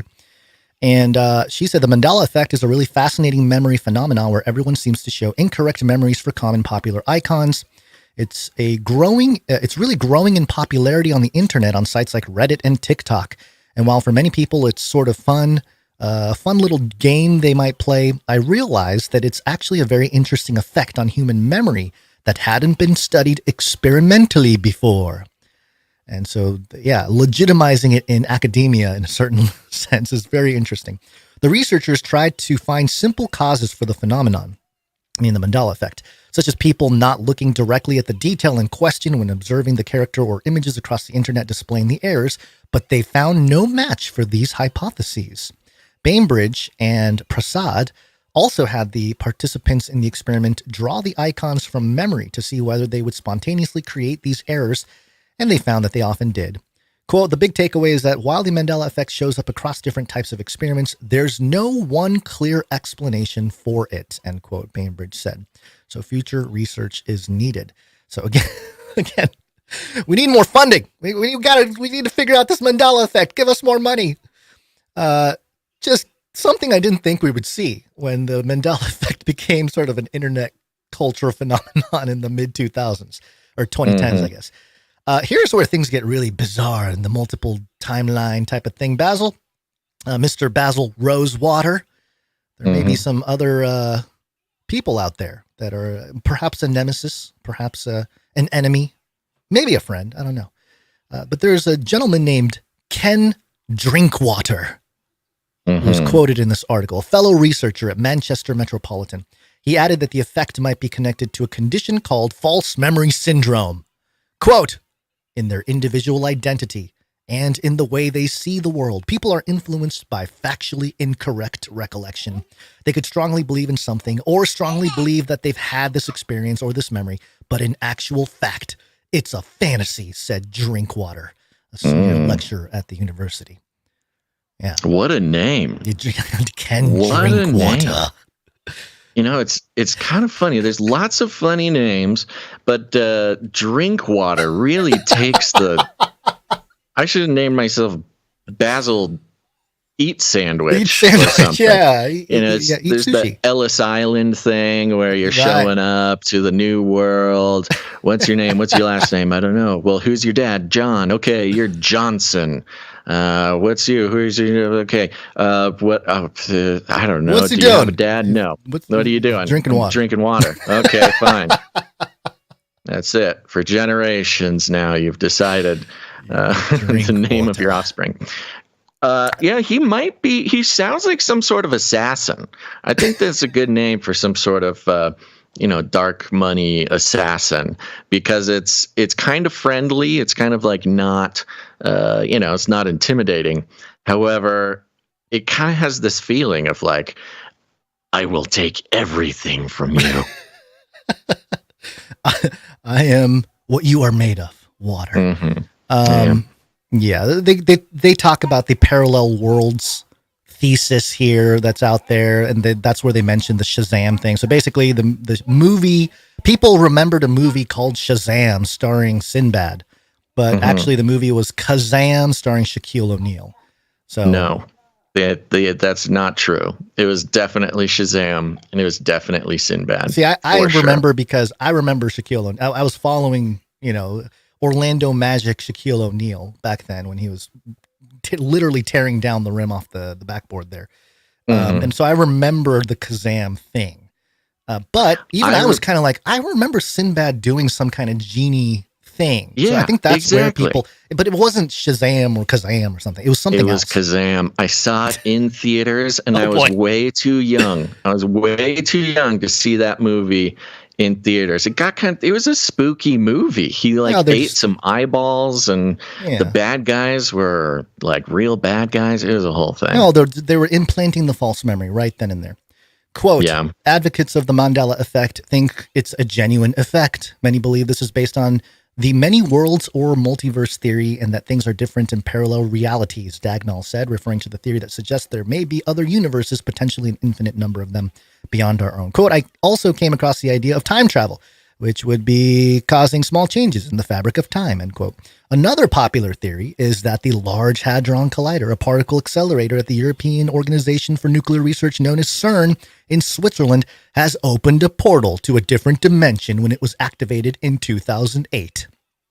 I never thought CNN would actually publish those words, even though they try to debunk it here. Clara Nellist. At least in the context of this, they would usually do it in like, yes, the QAnon shaman has gone to jail today for insurrection, and also he believes in the Mandela effect. Right. Isn't that silly? Right. Clara Nellist, a CERN particle physicist, responded to such concerns on TikTok, specifically about Oreo double stuff cookies bearing the name rather than double stuffed, saying that, quote, there are much higher energy particle collisions happening in our atmosphere all the time. I can promise you we are not going around changing the labels on your food, end quote. Which is kind of like... likely story. I was going to say, this is a great kind of PR moment for Clara Nellist, CERN particle physicist, to take a cultural phenomenon and maybe dump some cold water on it, or maybe in her view. But that doesn't debunk anything. Maybe she's taken over by the creatures from the other dimension. Quote, during times of uncertainty, like the pandemic, disinformation, misinformation, and conspiracy theories become more prevalent, Drinkwater said. Hold on one second, bud. I got to read this Drinkwater quote. Yeah, you can circle it, bud. You can do it. Quote, people want to look at something that gives them more meaning. So it could be that belief in the Mandela effect might be heightened because of this process, end quote. That's so boring. That's their explanation for everything. Yeah. Well, even what's funny is, even them probably they are, because even the article says that like there's not like a clear explanation. They're even trying to come up with stuff to explain it. Totally. The University of Chicago's Bainbridge, however, said she has bad news for alternative reality hopefuls. Quote, sorry to disappoint people who believe in the parallel universe, but in our drawing study, we asked people if they had heard of Pikachu or Mr. Monopoly before, and if they said no, we would show them a picture. Then, after a short delay, we asked them to draw them from memory. She said, quote, even those who had never heard of them still made some of these errors, like the tail and the monocle. These people had this false memory right after learning about the characters, which shows that this irrelevant. Effect can happen even without going across parallel dimensions. That is irrelevant. What a silly thing to hang your hat on. I find it fascinating that the debunk here by CNN, or the attempts to debunk, pretty impotent. Mm-hmm. Yeah. So there you go. There's the Mandela effect and CERN being brought up and parallel universes in CNN, which I thought was all right. CNN, very interesting. They're going. They're widening their net. Who wrote this one? Was it Chris Shilzilla? Any chance? I was really hoping it was Jacopo his return. Prisco. Yeah, it's a Jacopo Prisco. Yeah, it would be nice if Chris Shilzilla jumped on this beat here, the Mandela effect beat. I think he should. Yeah, we'll keep a look on his Substack. Yeah. Keep an eye on his Substack. We'll see if he latches on. All right, I got a little update. Let's catch up on some Ukraine stuff here. Fight for Ukraine, new world order. Okay, this is coming from Newsweek.com. And, at first read, this article seemed just kind of boring and kind of whatever, just sort of your standard weekly article about the Ukraine war. But then something hit me just straight in the face. The headline is this: it's time to admit the truth about the war in Ukraine. And course correct. Opinion. So it is an opinion piece here, but it's time to admit the truth about the war in Ukraine. As if that's a different headline from what I have. I know they did change it. Mm-hmm. Was it we can no longer hide the truth about Russia-Ukraine war? Yeah, they switched it. I'm wondering maybe either somebody got in trouble or they're doing some A/B testing or something. But the original headline, we can no longer hide the truth about Russia-Ukraine war, probably got changed because it implies they were hiding. It was an admission that they were hiding the truth about Russia and Ukraine. Now, admitting the truth, I don't know how much better it is to admit the truth versus stop hiding the truth. They both are not great. Not a great look for the mainstream media. As leading American politicians, generals, and pundits continue advocating for open-ended support to Kyiv in their war against Russia, I think it's an interesting detail here that they mentioned Ukraine's war against Russia. Oh, I thought Russia was waging war on Ukraine. It's all Putin. I thought Putin was doing all the Russian invasion of Ukraine. Yeah, what is the Ukraine war against Russia? Again, a very subtle thing, and some people may choose to look past it, but it is very specific pieces of narration here. Let's see. As leading American politicians, generals, and pundits continue advocating for open-ended support of Kyiv in their war against Russia, a sober, accurate analysis of Ukraine's nearly completed summer offensive reveals that the heroic sacrifice Ukraine continues to make is producing little to no meaningful progress toward the objective of evicting Russia from Ukraine's territory. Yikes. They called it the Summer Offensive. The name before that name was the Spring Offensive, if you remember. Washington should instead employ a necessary course correction and form a new policy based on the harsh ground truth combat realities in Ukraine. Revising the objectives would give Washington and Kyiv a chance to preserve Ukrainian lives and American interests. Well, I can tell you one thing. Only one of those two things is something politicians are interested in. preserving Ukrainian lives and American interests. I think we all know which one of those takes precedent. Washington's current policies do neither. Despite great... and that's where you're mistaken, Newsweek. Despite great hopes for a rapid success, Ukraine's months-in-the-making offensive has sputtered from the outset. That shouldn't have surprised anyone in the White House. On April 5th, 2 months before the start of the offensive, I wrote that, quote, Zelensky's troops with little to no air power and a dearth in artillery ammunition could suffer egregious casualties while gaining little. 5 days later, the Washington Post revealed the contents of a leaked top-secret U.S. intelligence assessment, which likewise predicted the Ukrainian offensive would probably fall well short of expectations, and that enduring Ukrainian deficiencies in training and munition supplies probably will strain progress and exacerbate casualties during the offensive. Exacerbate casualties is such a polite way More of people saying gonna killing Ukrainians. Total Ukrainian deaths in the war at that point estimated to be as low as 17,500. About a month before the start of the offensive, I again warned the odds were stacked heavily against Kyiv. This guy's starting to sound like us. Yeah, he did. I warned you. I told you. I got links. We've I said got receipts. This. Yeah. To succeed, I explained, Ukraine would, quote, have to conduct the most difficult task in modern land warfare, a combined arms operation into the teeth of a dug-in enemy force that is prepared for an attack, complicated by the shortage of artillery ammunition along with limited air power and minimal air defenses. Nevertheless, on the eve of battle, some Western analysts remained optimistic. A WAPO link there. Remained optimistic. Washington Post link, yeah. Once the offensive began on June 5th, however, the optimism quickly evaporated. Once it began. That's, yeah. I always look at this as a sports thing. And if, you can be pumped before a game, but, there are games in sports, whatever sport it is, where you try to get pumped before, you're outclassed or whatever. And then, within the first minute, you're like, oh boy, this is not good. This is not good. This is not going to end well. Once the offensive begins, optimism evaporated. Evaporated too is such like a eloquently savage way to describe. Yeah. Then it goes through their strategies regarding, infantry and tanks and how the tanks were all getting blown up. All their shiny new tanks that were like the talk of the town, that the Europe and U.S. was finally giving them tanks. They wanted more tanks. And then they just immediately blew up in all their minefields. And they moved to an infantry-centric attack system.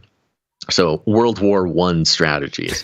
While this change did result in producing incremental gains, the cost was exorbitant. On August 29th, the BBC reported that new leaked reports suggested Ukrainian battle deaths exploded. That's not a polite way to say that. Ukrainian battle deaths exploded. Things are evaporating. They're exploding. Man, this is really a debacle over there. Whereas Ukraine was reported to have lost 17,500 troops in the first year of the war, it presently assessed to have lost a breathtakingly high 50,000 additional deaths for a total of 70,000 dead and 120,000 wounded. We have not seen numbers like this. Yeah, that is crazy. The world has not seen numbers like this in quite some time. Yeah. And that's not even counting Russian deaths. I mean, talk about the depopulation agenda. So, if it wasn't clear to Washington before the offensive started that the fundamentals of combat operations and principles of war indicated Ukraine would likely fail, it should now be crystal clear. Although Ukraine appears to have finally penetrated the first line of Russia's main defense, the most difficult part of Russia's defense system has yet to be overcome. The hundreds of kilometers of dragon's teeth, tank ditches, and yet more vast minefields. Could some of those minefields be the result of our, what are those things called? Our cluster munitions. Yeah. And certainly it's our own doing. Yeah. And this is going back. What he's doing here is he's bolstering the idea of a demilitarized zone. Right. Kind of like between North and South Korea, this zone that nobody really inhabits. It's extremely dangerous. There's mines. It's sort of left over from the war. It's an uninhabitable place. And usually the casualties of these demilitarized zones are children and civilians and stuff like that. I mean, that's exactly what he's describing here. It is unclear at this point whether Ukraine has enough striking power remaining on its offensive forces to reach, much less penetrate, Russia's second main line, beyond which is a third main line, followed by a fortress defense at Tokmak, which is still 75 road kilometers from the Azov coast. Given these realities, the best Ukraine can likely do for the rest of the year is hold what they have and prevent the possibility of losing more territory to a potential Russian counteroffensive this fall. The United States, however, would be wise to adjust its policies to reflect the reality of Ukraine's slim chances against Russia's fortified lines. Washington has spent nearly $113 billion over the course of this war, provided Ukraine with an astounding volume of modern arms and ammunition, and delivered an impressive array of training and intelligence support. After almost a year of preparation, it hardly dented Russian lines. Didn't make a dent. Nothing. There is no realistic basis, therefore, to believe that Ukraine has the capacity to attain its stated strategic objective to reclaim all of its territory, including Crimea. What is realistic is to continue providing Kyiv with the military wherewithal to defend itself from further Russian incursions. So even in this scathing report about how, look, we can't hide it anymore. We've tried our best to hide it. We can't hide the truth. We got to admit the truth. This is a horrible idea. It's not going well. But what is realistic is we, keep giving them weapons and ammunition and training, just like we always have. This goal should be combined with shifting an increasing percentage of the burden for additional arms and ammunition to our rich European friends. The U.S. should continue to ensure the war does not expand beyond the borders of Ukraine, and increase diplomatic efforts with all relevant parties to end the war in the best terms possible for Kyiv, all of which are beneficial to American interests. Well, that's not quite true, but okay. Now, they're pulling something here that we saw at the tail end of COVID, okay, which is the small admissions that things didn't work. All the money, all the restrictions, all the shaming, everything we did didn't quite work. We're not going to win the battle. But that doesn't mean you should stop doing it.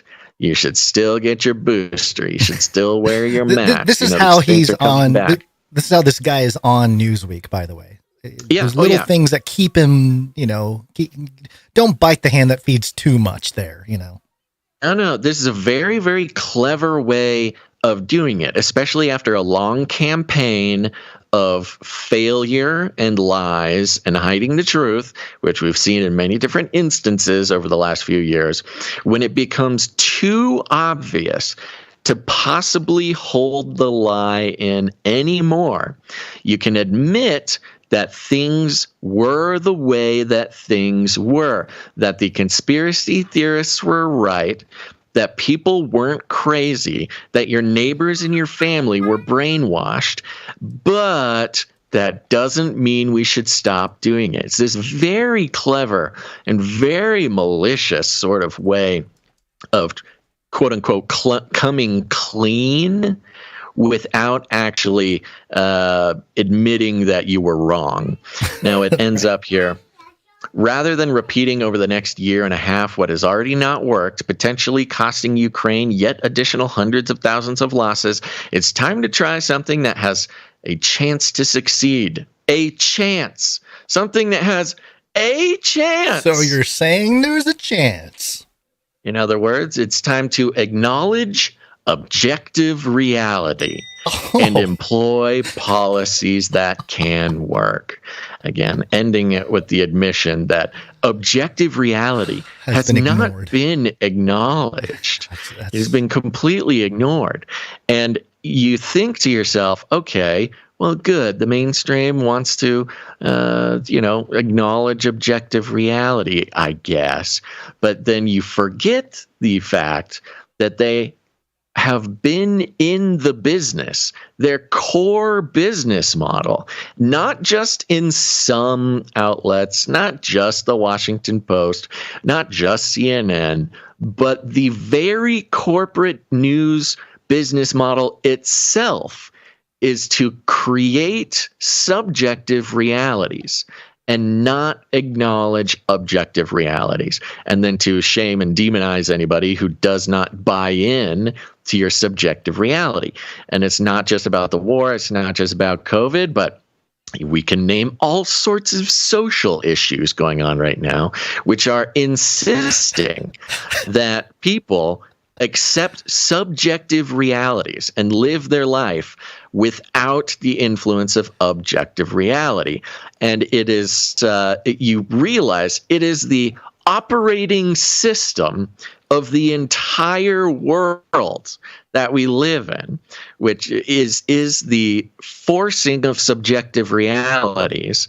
And when the subjective reality, much like in that article from last episode where they said, once debunking wears off, because the truth, of course, doesn't last very long, they claim. Now, once your subjective reality wears off and enough people start waking up to it, you can acknowledge objective reality, but keep the exact same strategies in place because they really don't care what you believe. If you go all the way to the top of the power structure, they care about what you believe only so far as it influences how you act. But if you no longer believe what they're saying, as long as you act the right way, they don't care what you believe. Mm-hmm. They're fine to let all of us live in this, cognitive dissonance. I mean, it's literally like Brave New World, where they'll create a subjective reality for you to justify acting a certain way. But if you break out of that subjective reality and you start getting so interested in that pesky objective reality, they really don't care about the mind control as long as you're still acting as if the subjective reality was true. And this is maybe one of the most powerful aspects of the opportunities that we get today in the face of forced subjective realities, is it's not just about belief. It's not just about being a contrarian on Facebook or being the black sheep in your family and talking about conspiracy theories at Thanksgiving. It's not just about that. It's about how you act. That's the real, the sort of real way to irritate the powers that be. And you can see it over and over again with particularly famous people who not just didn't believe the right thing, but started acting in a way that discounts this forced subjective reality. And I think we're in that phase. We should draw out, I almost feel like making a diagram of these timelines, because over the years now, God's doing this so long, it is the exact same playbook every single time. You can break it down, if not in chronologically in years and months, you can definitely break it down in phases of the psyop, Yeah. Our viewers have been blessed with a little gif of Zelensky from prior to his political days. Where he's in his dancing around. His dance moves, he's flicking his hair. It's very flamboyant. But I can see why the military-industrial complex really fell in love with this guy. He's really just charming. He can move. You can thank Victoria Nuland for that. He can move for sure. Just real quick. Mm-hmm. Do you remember when Victoria Nuland brought cookies to Ukraine and was passing out cookies? Yes. Yeah, this is about 2014, after the coup that we sponsored and orchestrated, Victoria Nuland specifically. After the coup, she showed up to Ukraine with a platter of cookies and was passing them out. And I mean, Victoria Nuland, she's really, I mean, she's a puppet, but she's a puppet with incredible puppet master skills. Where Victoria Nuland shows up in your country, you know that like powers are about to change hands, so you better run. And then she shows up with cookies to kind of take the sting out of it a little bit. Yeah, it kind of sounds like Oprah going over to Maui with some cash with The Rock. Very similar, right? Yeah, these people have a playbook that they go with, whether it's cookies or money, and just keep the people happy and do your thing, do your evil thing. Well, speaking of keeping the people happy, Guns, do we have any voice messages? We do, but just to land the plane on the Ukraine thing, Babylon B, as always. Zelensky passes around offering plate during UN speech, and there's a picture of Zelensky talking at UN and a picture of some of those small golden offering plates with crumpled dollar bills in there.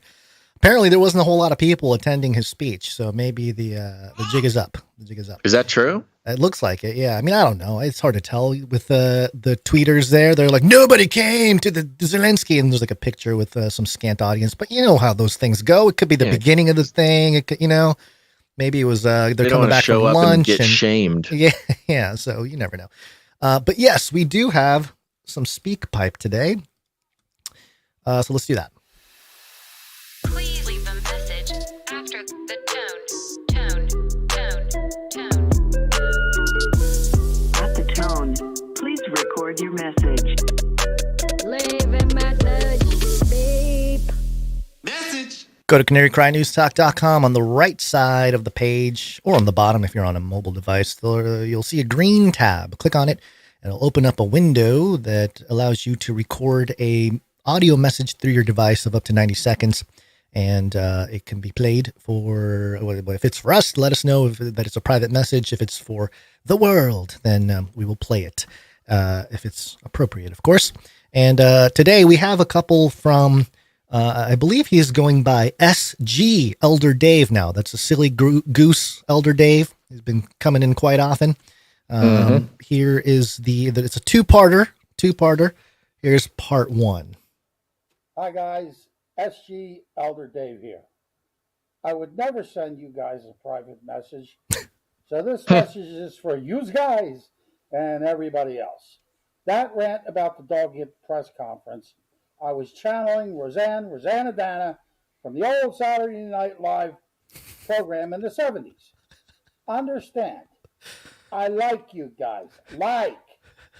Well, I could say love, but it's not that kind of love. After 2 marriages with females, I'm not trying that out. That ship has sailed. Love you. God love you. Have a nice day. Thank you, SG Silly Goose Elder Dave. What's the Greek word for podcast love? You got different kinds, different words for different kinds of love going on in the Bible. There must be a very specific word for the love between a producer and their podcast host. Yeah, that would be interesting. What kind of love it is? Maybe. No, I'm not going to go there. Okay. But SG Elder Dave, thank you for clarifying the reference there. I think 70s SNL acts are, at least for me, that's a little too early. I had to look it up. I was like, when did Saturday Night Live even start? It started in 1975. So, you're getting half a decade there of stuff. Did you ever watch Saturday Night Live, Basil, growing up? It was like a cultural phenomenon, in our youth. And I watched it in the 90s. It was like Will Ferrell and Adam Sandler and, that whole crew there. So I was removed from the 70s references and even the 80s. But yeah, okay. Thank you for the clarification, Elder Dave. He also came in with another message here. Let's see. Here we go. This is just great, guys. You guys, ever since you called me a silly goose, I got these geeslings geese is following me all over the place. I can't get rid of them. I don't know what I'm going to do. But anyway, have a nice day. I couldn't tell if those are real. This is a silly goose. Elder Dave is starting to become a sort of establishment character here on the show. It's not going to be too long before one of the artists kind of goes puts pencil to paper. Sure. And yes, we'll get a silly goose Elder Dave jingle, a silly goose Elder Dave logo. We'll do the whole thing. Thank you very much. You silly goose. SG Elder Dave. All right. Guys, real quick. Yeah. We had an executive producer come in. Oh, okay. And I want to make sure we fit them in the show. Okay, let's do it. Okay. Executive producers. That's right. They come out of the woodwork. They produce the show. They are one of the major reasons that we're able to keep doing the show. So that's why we thank them. And that's why we should all thank God for them. And this executive producer came in during the show. And so we're going to give them credit for this, especially because they are on a streak. And that is, you know it, you love them. It's executive producer, LS Protocol V2, Night of the Breen Protocol. Plus, he's a knight at the Canary Cry Roundtable, so we got to make sure that he gets his due here. And you guessed it, he comes in with $100.33. This puts LX Protocol V2 Night of the Breen Protocol on a 213 episode streak, and more than that, a 9-episode executive producer streak. Oh yeah, Streakalicious. Executive streak. Where'd you find this? Hey, you lit now. Wow, he's lit. He's a lit executive producer. Your executive lit, Sir LX Protocol V2 Night of the Breen Protocol. Thank you so much. You are an inspiration to the streakers out there and the executive producer streakers. Now, Gons, we had talked about expanding the Canary Cry Roundtable to include higher peerage levels. Mm-hmm. And we kind of did it. We didn't quite follow through on the whole thing, but we might need to consider figuring that out. Because Sir Alex Protocol V2 Night of the Breen Protocol, just in this streak alone, is going to be hitting some next level peerage. So maybe we need to put together some sort of council to decide what the levels of peerage will be. Yeah, that's a great idea. What's higher than the knight? Well, we could take the example from No Agenda. And do Baron? I don't know the exact rankings of these, but there's Baronet, Baron, Duke, Earl, Archduke, these types of things. Yeah, I don't know. Okay, we'll figure it out. I like it. But we gotta, there's gotta be something we can do to recognize the commitment to keeping the show going. Yeah, for sure. Thank you very much, Sir Alex Protocol V2. Night of the Breen Protocol, executive producer. Where'd you find this? All right. As we always talk about, we operate value for value. Value for value. We take no money from corporations, commies, or cartels. And part of what we do here is not just, get support financially. We also need your support with other things like art, for example, building the culture behind the community. And so we're going to thank some people coming in with some creative producerships. First up, audio production. Audio production.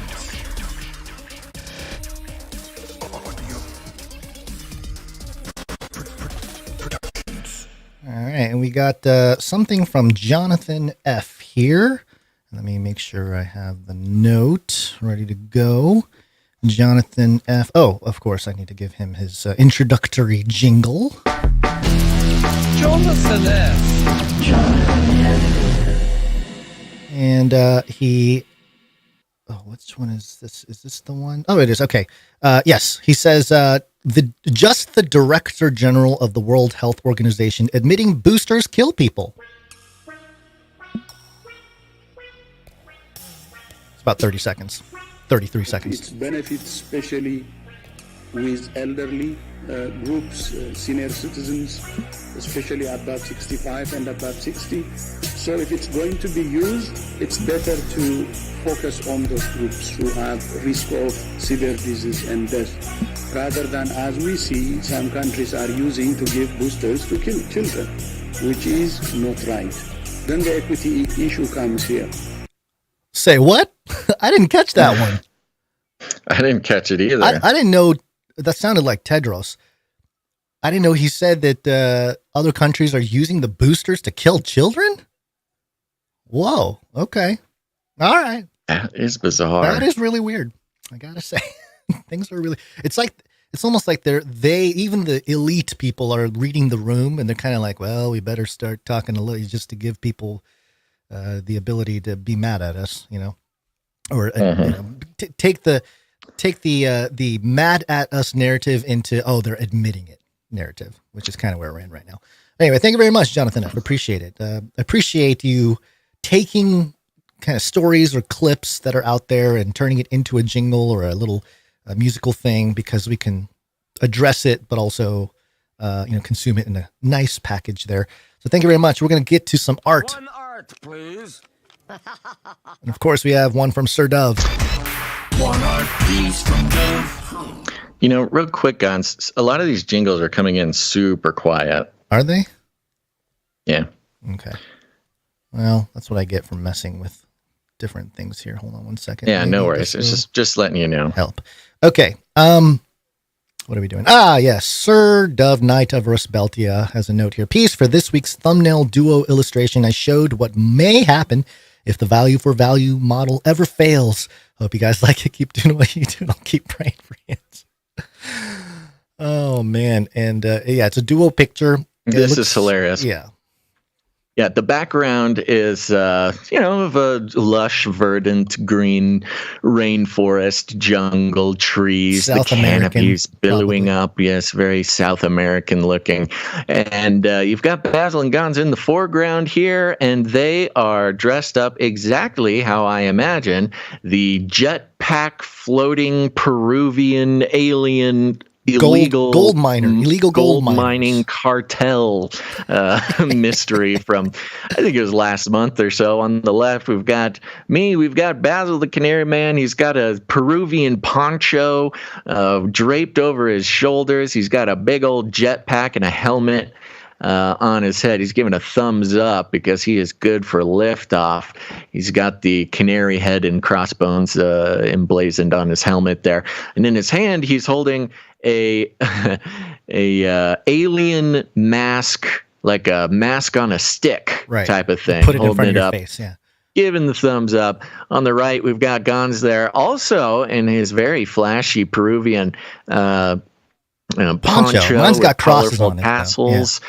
Yes, he's got the cross on. He's got his own helmet there. The helmet, man, that's a good-looking helmet, Gons. It looks like the sort of gigantic globe-headed ski helmets from, childhood. Yeah. But you don't have a jetpack on your back. You have you're on one of the jet boards that we've covered in the past.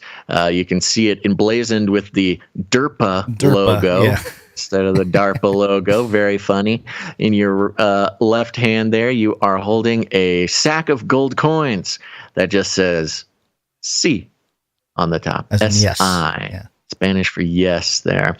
And that must be the illegally gold mined gold that we benefited from by scaring off the Peruvian villagers with our alien act, our Scooby-Doo-esque alien act. Not just scaring, but attacking too. I think. There was blades. They got shot at. It was a whole thing. Yeah. Thank you very much, Sir Dove. This is hilarious, and man, will it look good on the front of a Canary Cry thumbnail on your podcast app. Yep. Thank you very much, Sir Dove. All right, we have a couple of microfictions. Microfiction. microfiction. First one is from Rung Smash. Rung Smash.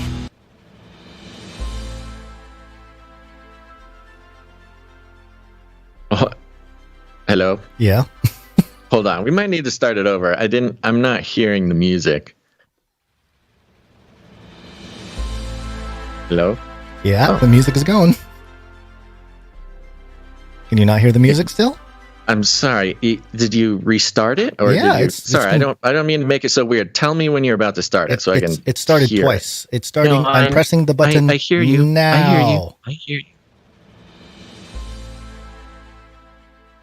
Yeah, can't hear it, but here we go. Carbon detected. Eliminate. Shrieks a shrill mechanical voice. The 6 legs of hardened recycled trash and island plastic pound the concrete floor of the storm drain. It charges along Marty's trail. Halt, Canarian. You must stop emitting carbon. We have a baby melting down. We almost made it. The baby meltdown was perfect timing. Yeah, we almost made a full show. I don't know if it's gonna happen here. What's up, buddy? It's a baby. Somebody needs to give that baby a snack. He wants some crackers and peanut butter sandwich. All right, we got another microfiction from Stefan S. Here we go. I'm pressing the button, Basil. Zoe, on their TikTok UFO channel, quickly debunked the Peruvian alien corpse. An alien will disintegrate into a puddle of goo, which his fellow aliens will ceremoniously consume with straws containing the vital nutrients from their home planet. Sorry. My son is seeing the thumbnail of the Gon's World, me holding the guitar, and he's going, "Hey, that's you, Daddy." That's very cute. Yeah.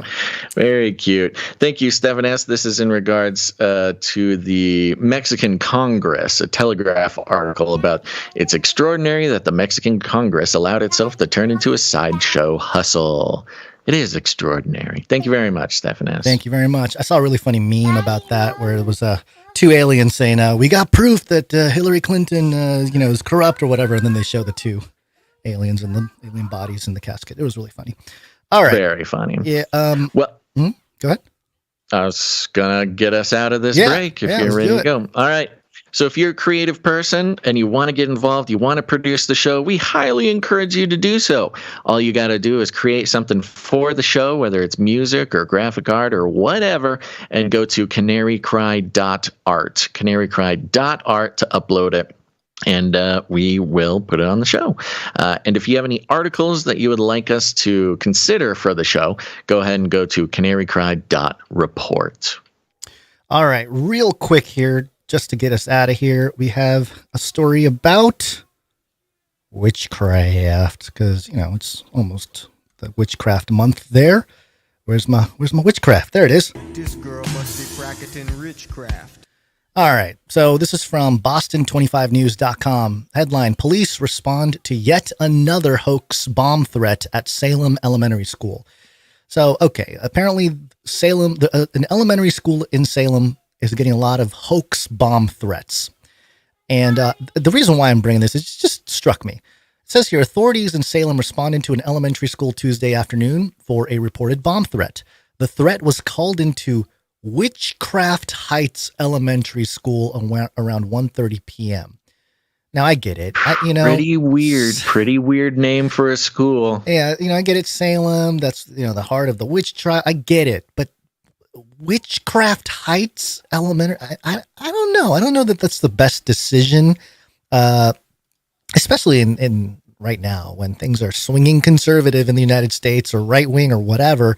Stuff like that. That's grounds for some, I don't know, certain types of social warriors or I don't know, conservative warriors to, pull off pranks like call up the school and say there's a bomb or something.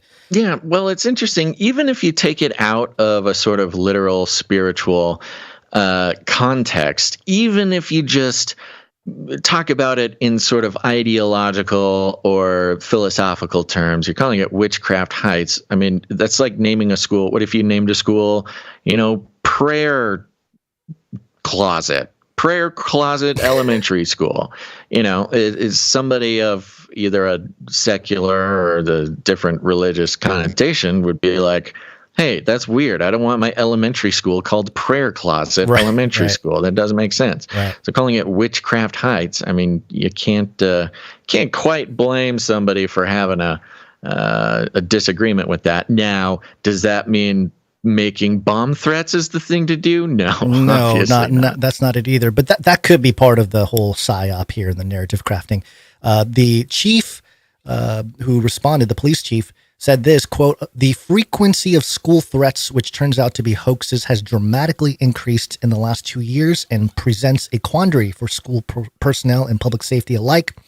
It is clear that we must always respond and take all threats seriously given what is at stake." Thank goodness. "The response, however, must also take into account the mental trauma inflicted upon school children who are exposed to repeated police emergencies and a small but real risk we take in moving them en masse."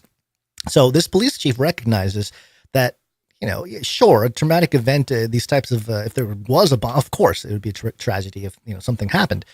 But it doesn't need to. It's almost like just having the police come out there and check everything out, that itself creates mental trauma for these children. And maybe that's the point.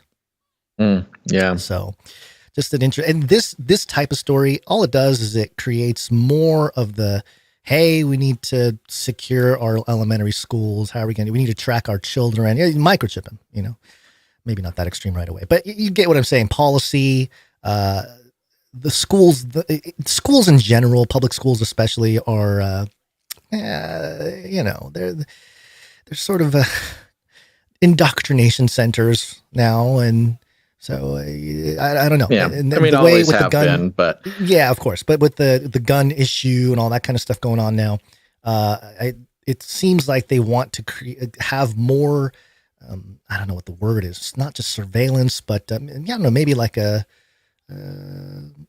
little local city brain that can watch all the people's activity and then decide whether if something is aligned with their values or not. So, one thing about this story is interesting. I mean, my first instinct was that it's called Witchcraft Heights because that sounds like a neighborhood. It's probably a neighborhood nearby, or the neighborhood in which, and it is. It's the neighborhood is called Witchcraft Heights, but you are just reading the headline. You are led to believe that it's a bomb threat because of the name of the school, because it is called Witchcraft Heights. Right. And, you're just left to assume that it's some crazy Christian calling up and, having something against witchcraft, which is extremely popular nowadays. But they don't give any reason. They don't give any reason. They give no explanation. They don't say, yes, there's been plenty of bomb threats at this school because crazy Christians or whatever don't like the name or whatever, whatever the excuse might be. It may be just that there's some, either pranksters or bad people in the area that just happens to be where their kids go to school or whatever. Maybe they wanted to, get their kids a day off or something. Who knows? But you're sort of I think there are easier ways to have their kids have the day off. Calling them bomb threats, but sure. You're left to assume that it has something to do with a culture war, right? And they give absolutely no explanation at all. I just think that's weird. It seems a little irresponsible. Yeah. Well, we'll see. We'll see how it all unfolds. But it's just a little thing that I noticed, and maybe it's a PR. Maybe it's the principal, trying to get their school in the news there right before Halloween. Yeah, because we big Halloween party at Witchcraft Heights Elementary School. They want everyone to know about it. So even bad press is good press when you run a public elementary school, especially if you're a witch. Okay, well, you got to go pick up your child from their non-witchcraft school. Yeah, so that's it for today. Yeah, great. That's it for today, folks. Thanks for tuning in. I want to thank real quick before we go some more producers, starting with our Clippies. Clippy on those videos. radio. Thanks. That's right. Go follow the Canary Cry Clips channel on YouTube and Odyssey. And thank you very much, Clippies, for your work, past, present, and future. And it's only possible because of the timestampers. Oh, I'm not ready for that one. Timestamp. It's hard work. Timestamp. Yep, they timestamp the show. They are dedicated, faithful producers of the show, and it's such an important job. We thank them every show. Not starting, but today we are thanking producer Morgan E. for doing the timestamps for episode 668. Thank you, Morgan E. Appreciate it. Mm-hmm. And on top of that, thank you to Jam for the links. Thank you to Lottie for the links. Thank you to Clank for the clanks. And share the show, folks. Share it with your friends. Share it with your family. Share it with your elementary school principal. You know, it's a hard life being an elementary school principal, especially if you are put in charge of Witchcraft Elementary School. People call you up. They think, hey, are you the headmaster of Hogwarts? And you say, no. And you say, well, will my kids learn witchcraft? You got to say no. And you say, well, then I'm going to blow up your school. And you say, no, please, no. I'm just a principal who is passionate about making sure that our children are brought up in a way that is socially acceptable, make them think that the best they're ever going to do is become slaves to a corporate autocracy, and pray that the economy just doesn't turn. I'm going to make sure that they support Ukraine. I'm going to make sure that they wear their masks. I'm going to make sure that they're boosted. This is my job as a public elementary school teacher. And that's when you call up and they answer the phone. And instead of hate speech or anything that could be construed as inappropriate, no, you're just going to go ahead and put your phone headset right up to the speakers of your Dodge Ram that is blasting Canary Cry News Talk, because truth can be transmitted not just from face to face or by writing letters to your congressman, but also through the blaring speakers of a 1994 Dodge Ram, through the phone lines and into your principal's ears, which will then wake them up to the fact that, perhaps programming children to be cogs in a machine is not the best way to spend my time. I'm going to transform the public school system from the inside out. That could be you. You could transform the entire American school system from the inside out by sharing the show with your beloved school administrators. That's not the only way you have to do it. You can do it whatever way you want. Sometimes you can just walk up and tell somebody about a cool new podcast. But whatever way you do it, we call it rattling cages, and all you got to do is walk right up to them, grab them by the cage, and then you shake it. The end of the world occurred pretty much as we had predicted. I want to shake things up, stir up some controversy, rattle a few cages. Hey, stop that! You'll never silence me. I'm the last angry man, a crusader for the little guy. Leave the bird alone. Never. Rattle a few cages. Rattle a few cages. The human race will have every opportunity to improve. And if they don't? Ask Noah. That's right. Just ask Noah. Guns, you got any last words? I'm hoping the next episode will be the Burning Man episode. Oh, yes. I'm hoping that as well. Yep. Yes. We are working our way through that, folks. Yep. All right. Well, there you go. You know what? I forgot to mention it earlier on in the show. Just to reiterate, the deadline for the fourth quarter supply drop is the 22nd. So that'll be Friday. We got to have a deadline because we got to know how many things to manufacture. So if you want to get in on the Canary Cry supply drop, where next quarter we will be including the DVD for Age of Deceit 2. That's right. That's the only way to get your copies of hard copies of the Age of Deceit series, working all the way up to Age of Deceit 4, is that. I know there's some people asking questions, but remember, if you sign up now, you're technically in the Canary Cry Babysitters Club. You will receive the T-shirt, and I am 95% sure that we may have some Age of Deceit 1 DVDs in the back room that we'll be including with signer-uppers who came in this month during this extended deadline period. So that's a great way to catch up your collection of Age of Deceit films, support your favorite podcast, and be some of the only people in the world who have access to hard copy DVDs of Age of Deceit films. So go to canarycrysupply.com to get your hands on that. Okay, everybody. Thanks for tuning in to this episode of Canary Cry News Talk. Make sure to tune in next time. But until then, think outside the cage. Remember, reality is an illusion. The universe is a hologram. Bye, gold. Bye! I want to shake things up, shake things up. I want to shake things up, shake things up. Leave the bird alone. I want to stir up some controversy. I want to rattle a few cages. I'm the last angry man. You'll never silence me. I'm the last angry man. I'm the last angry man. You'll never silence me. I'm the last angry man. A crusader for the little guy. Well, we'll see about that. Whatever, Illuminati. Value for value. We take no money from corporations, commies, or cartels. Canary cry, not supposed. Thirsty for more news and analysis, not controlled by corporate media advertisers? Then try the all-new CCNT Energy Shots. Collect all 33 flavors. CCNT 500. Taste that is out of this world. Burning basil, one sip and you're dreaming. FLIPPY. Take back your favorite flavor.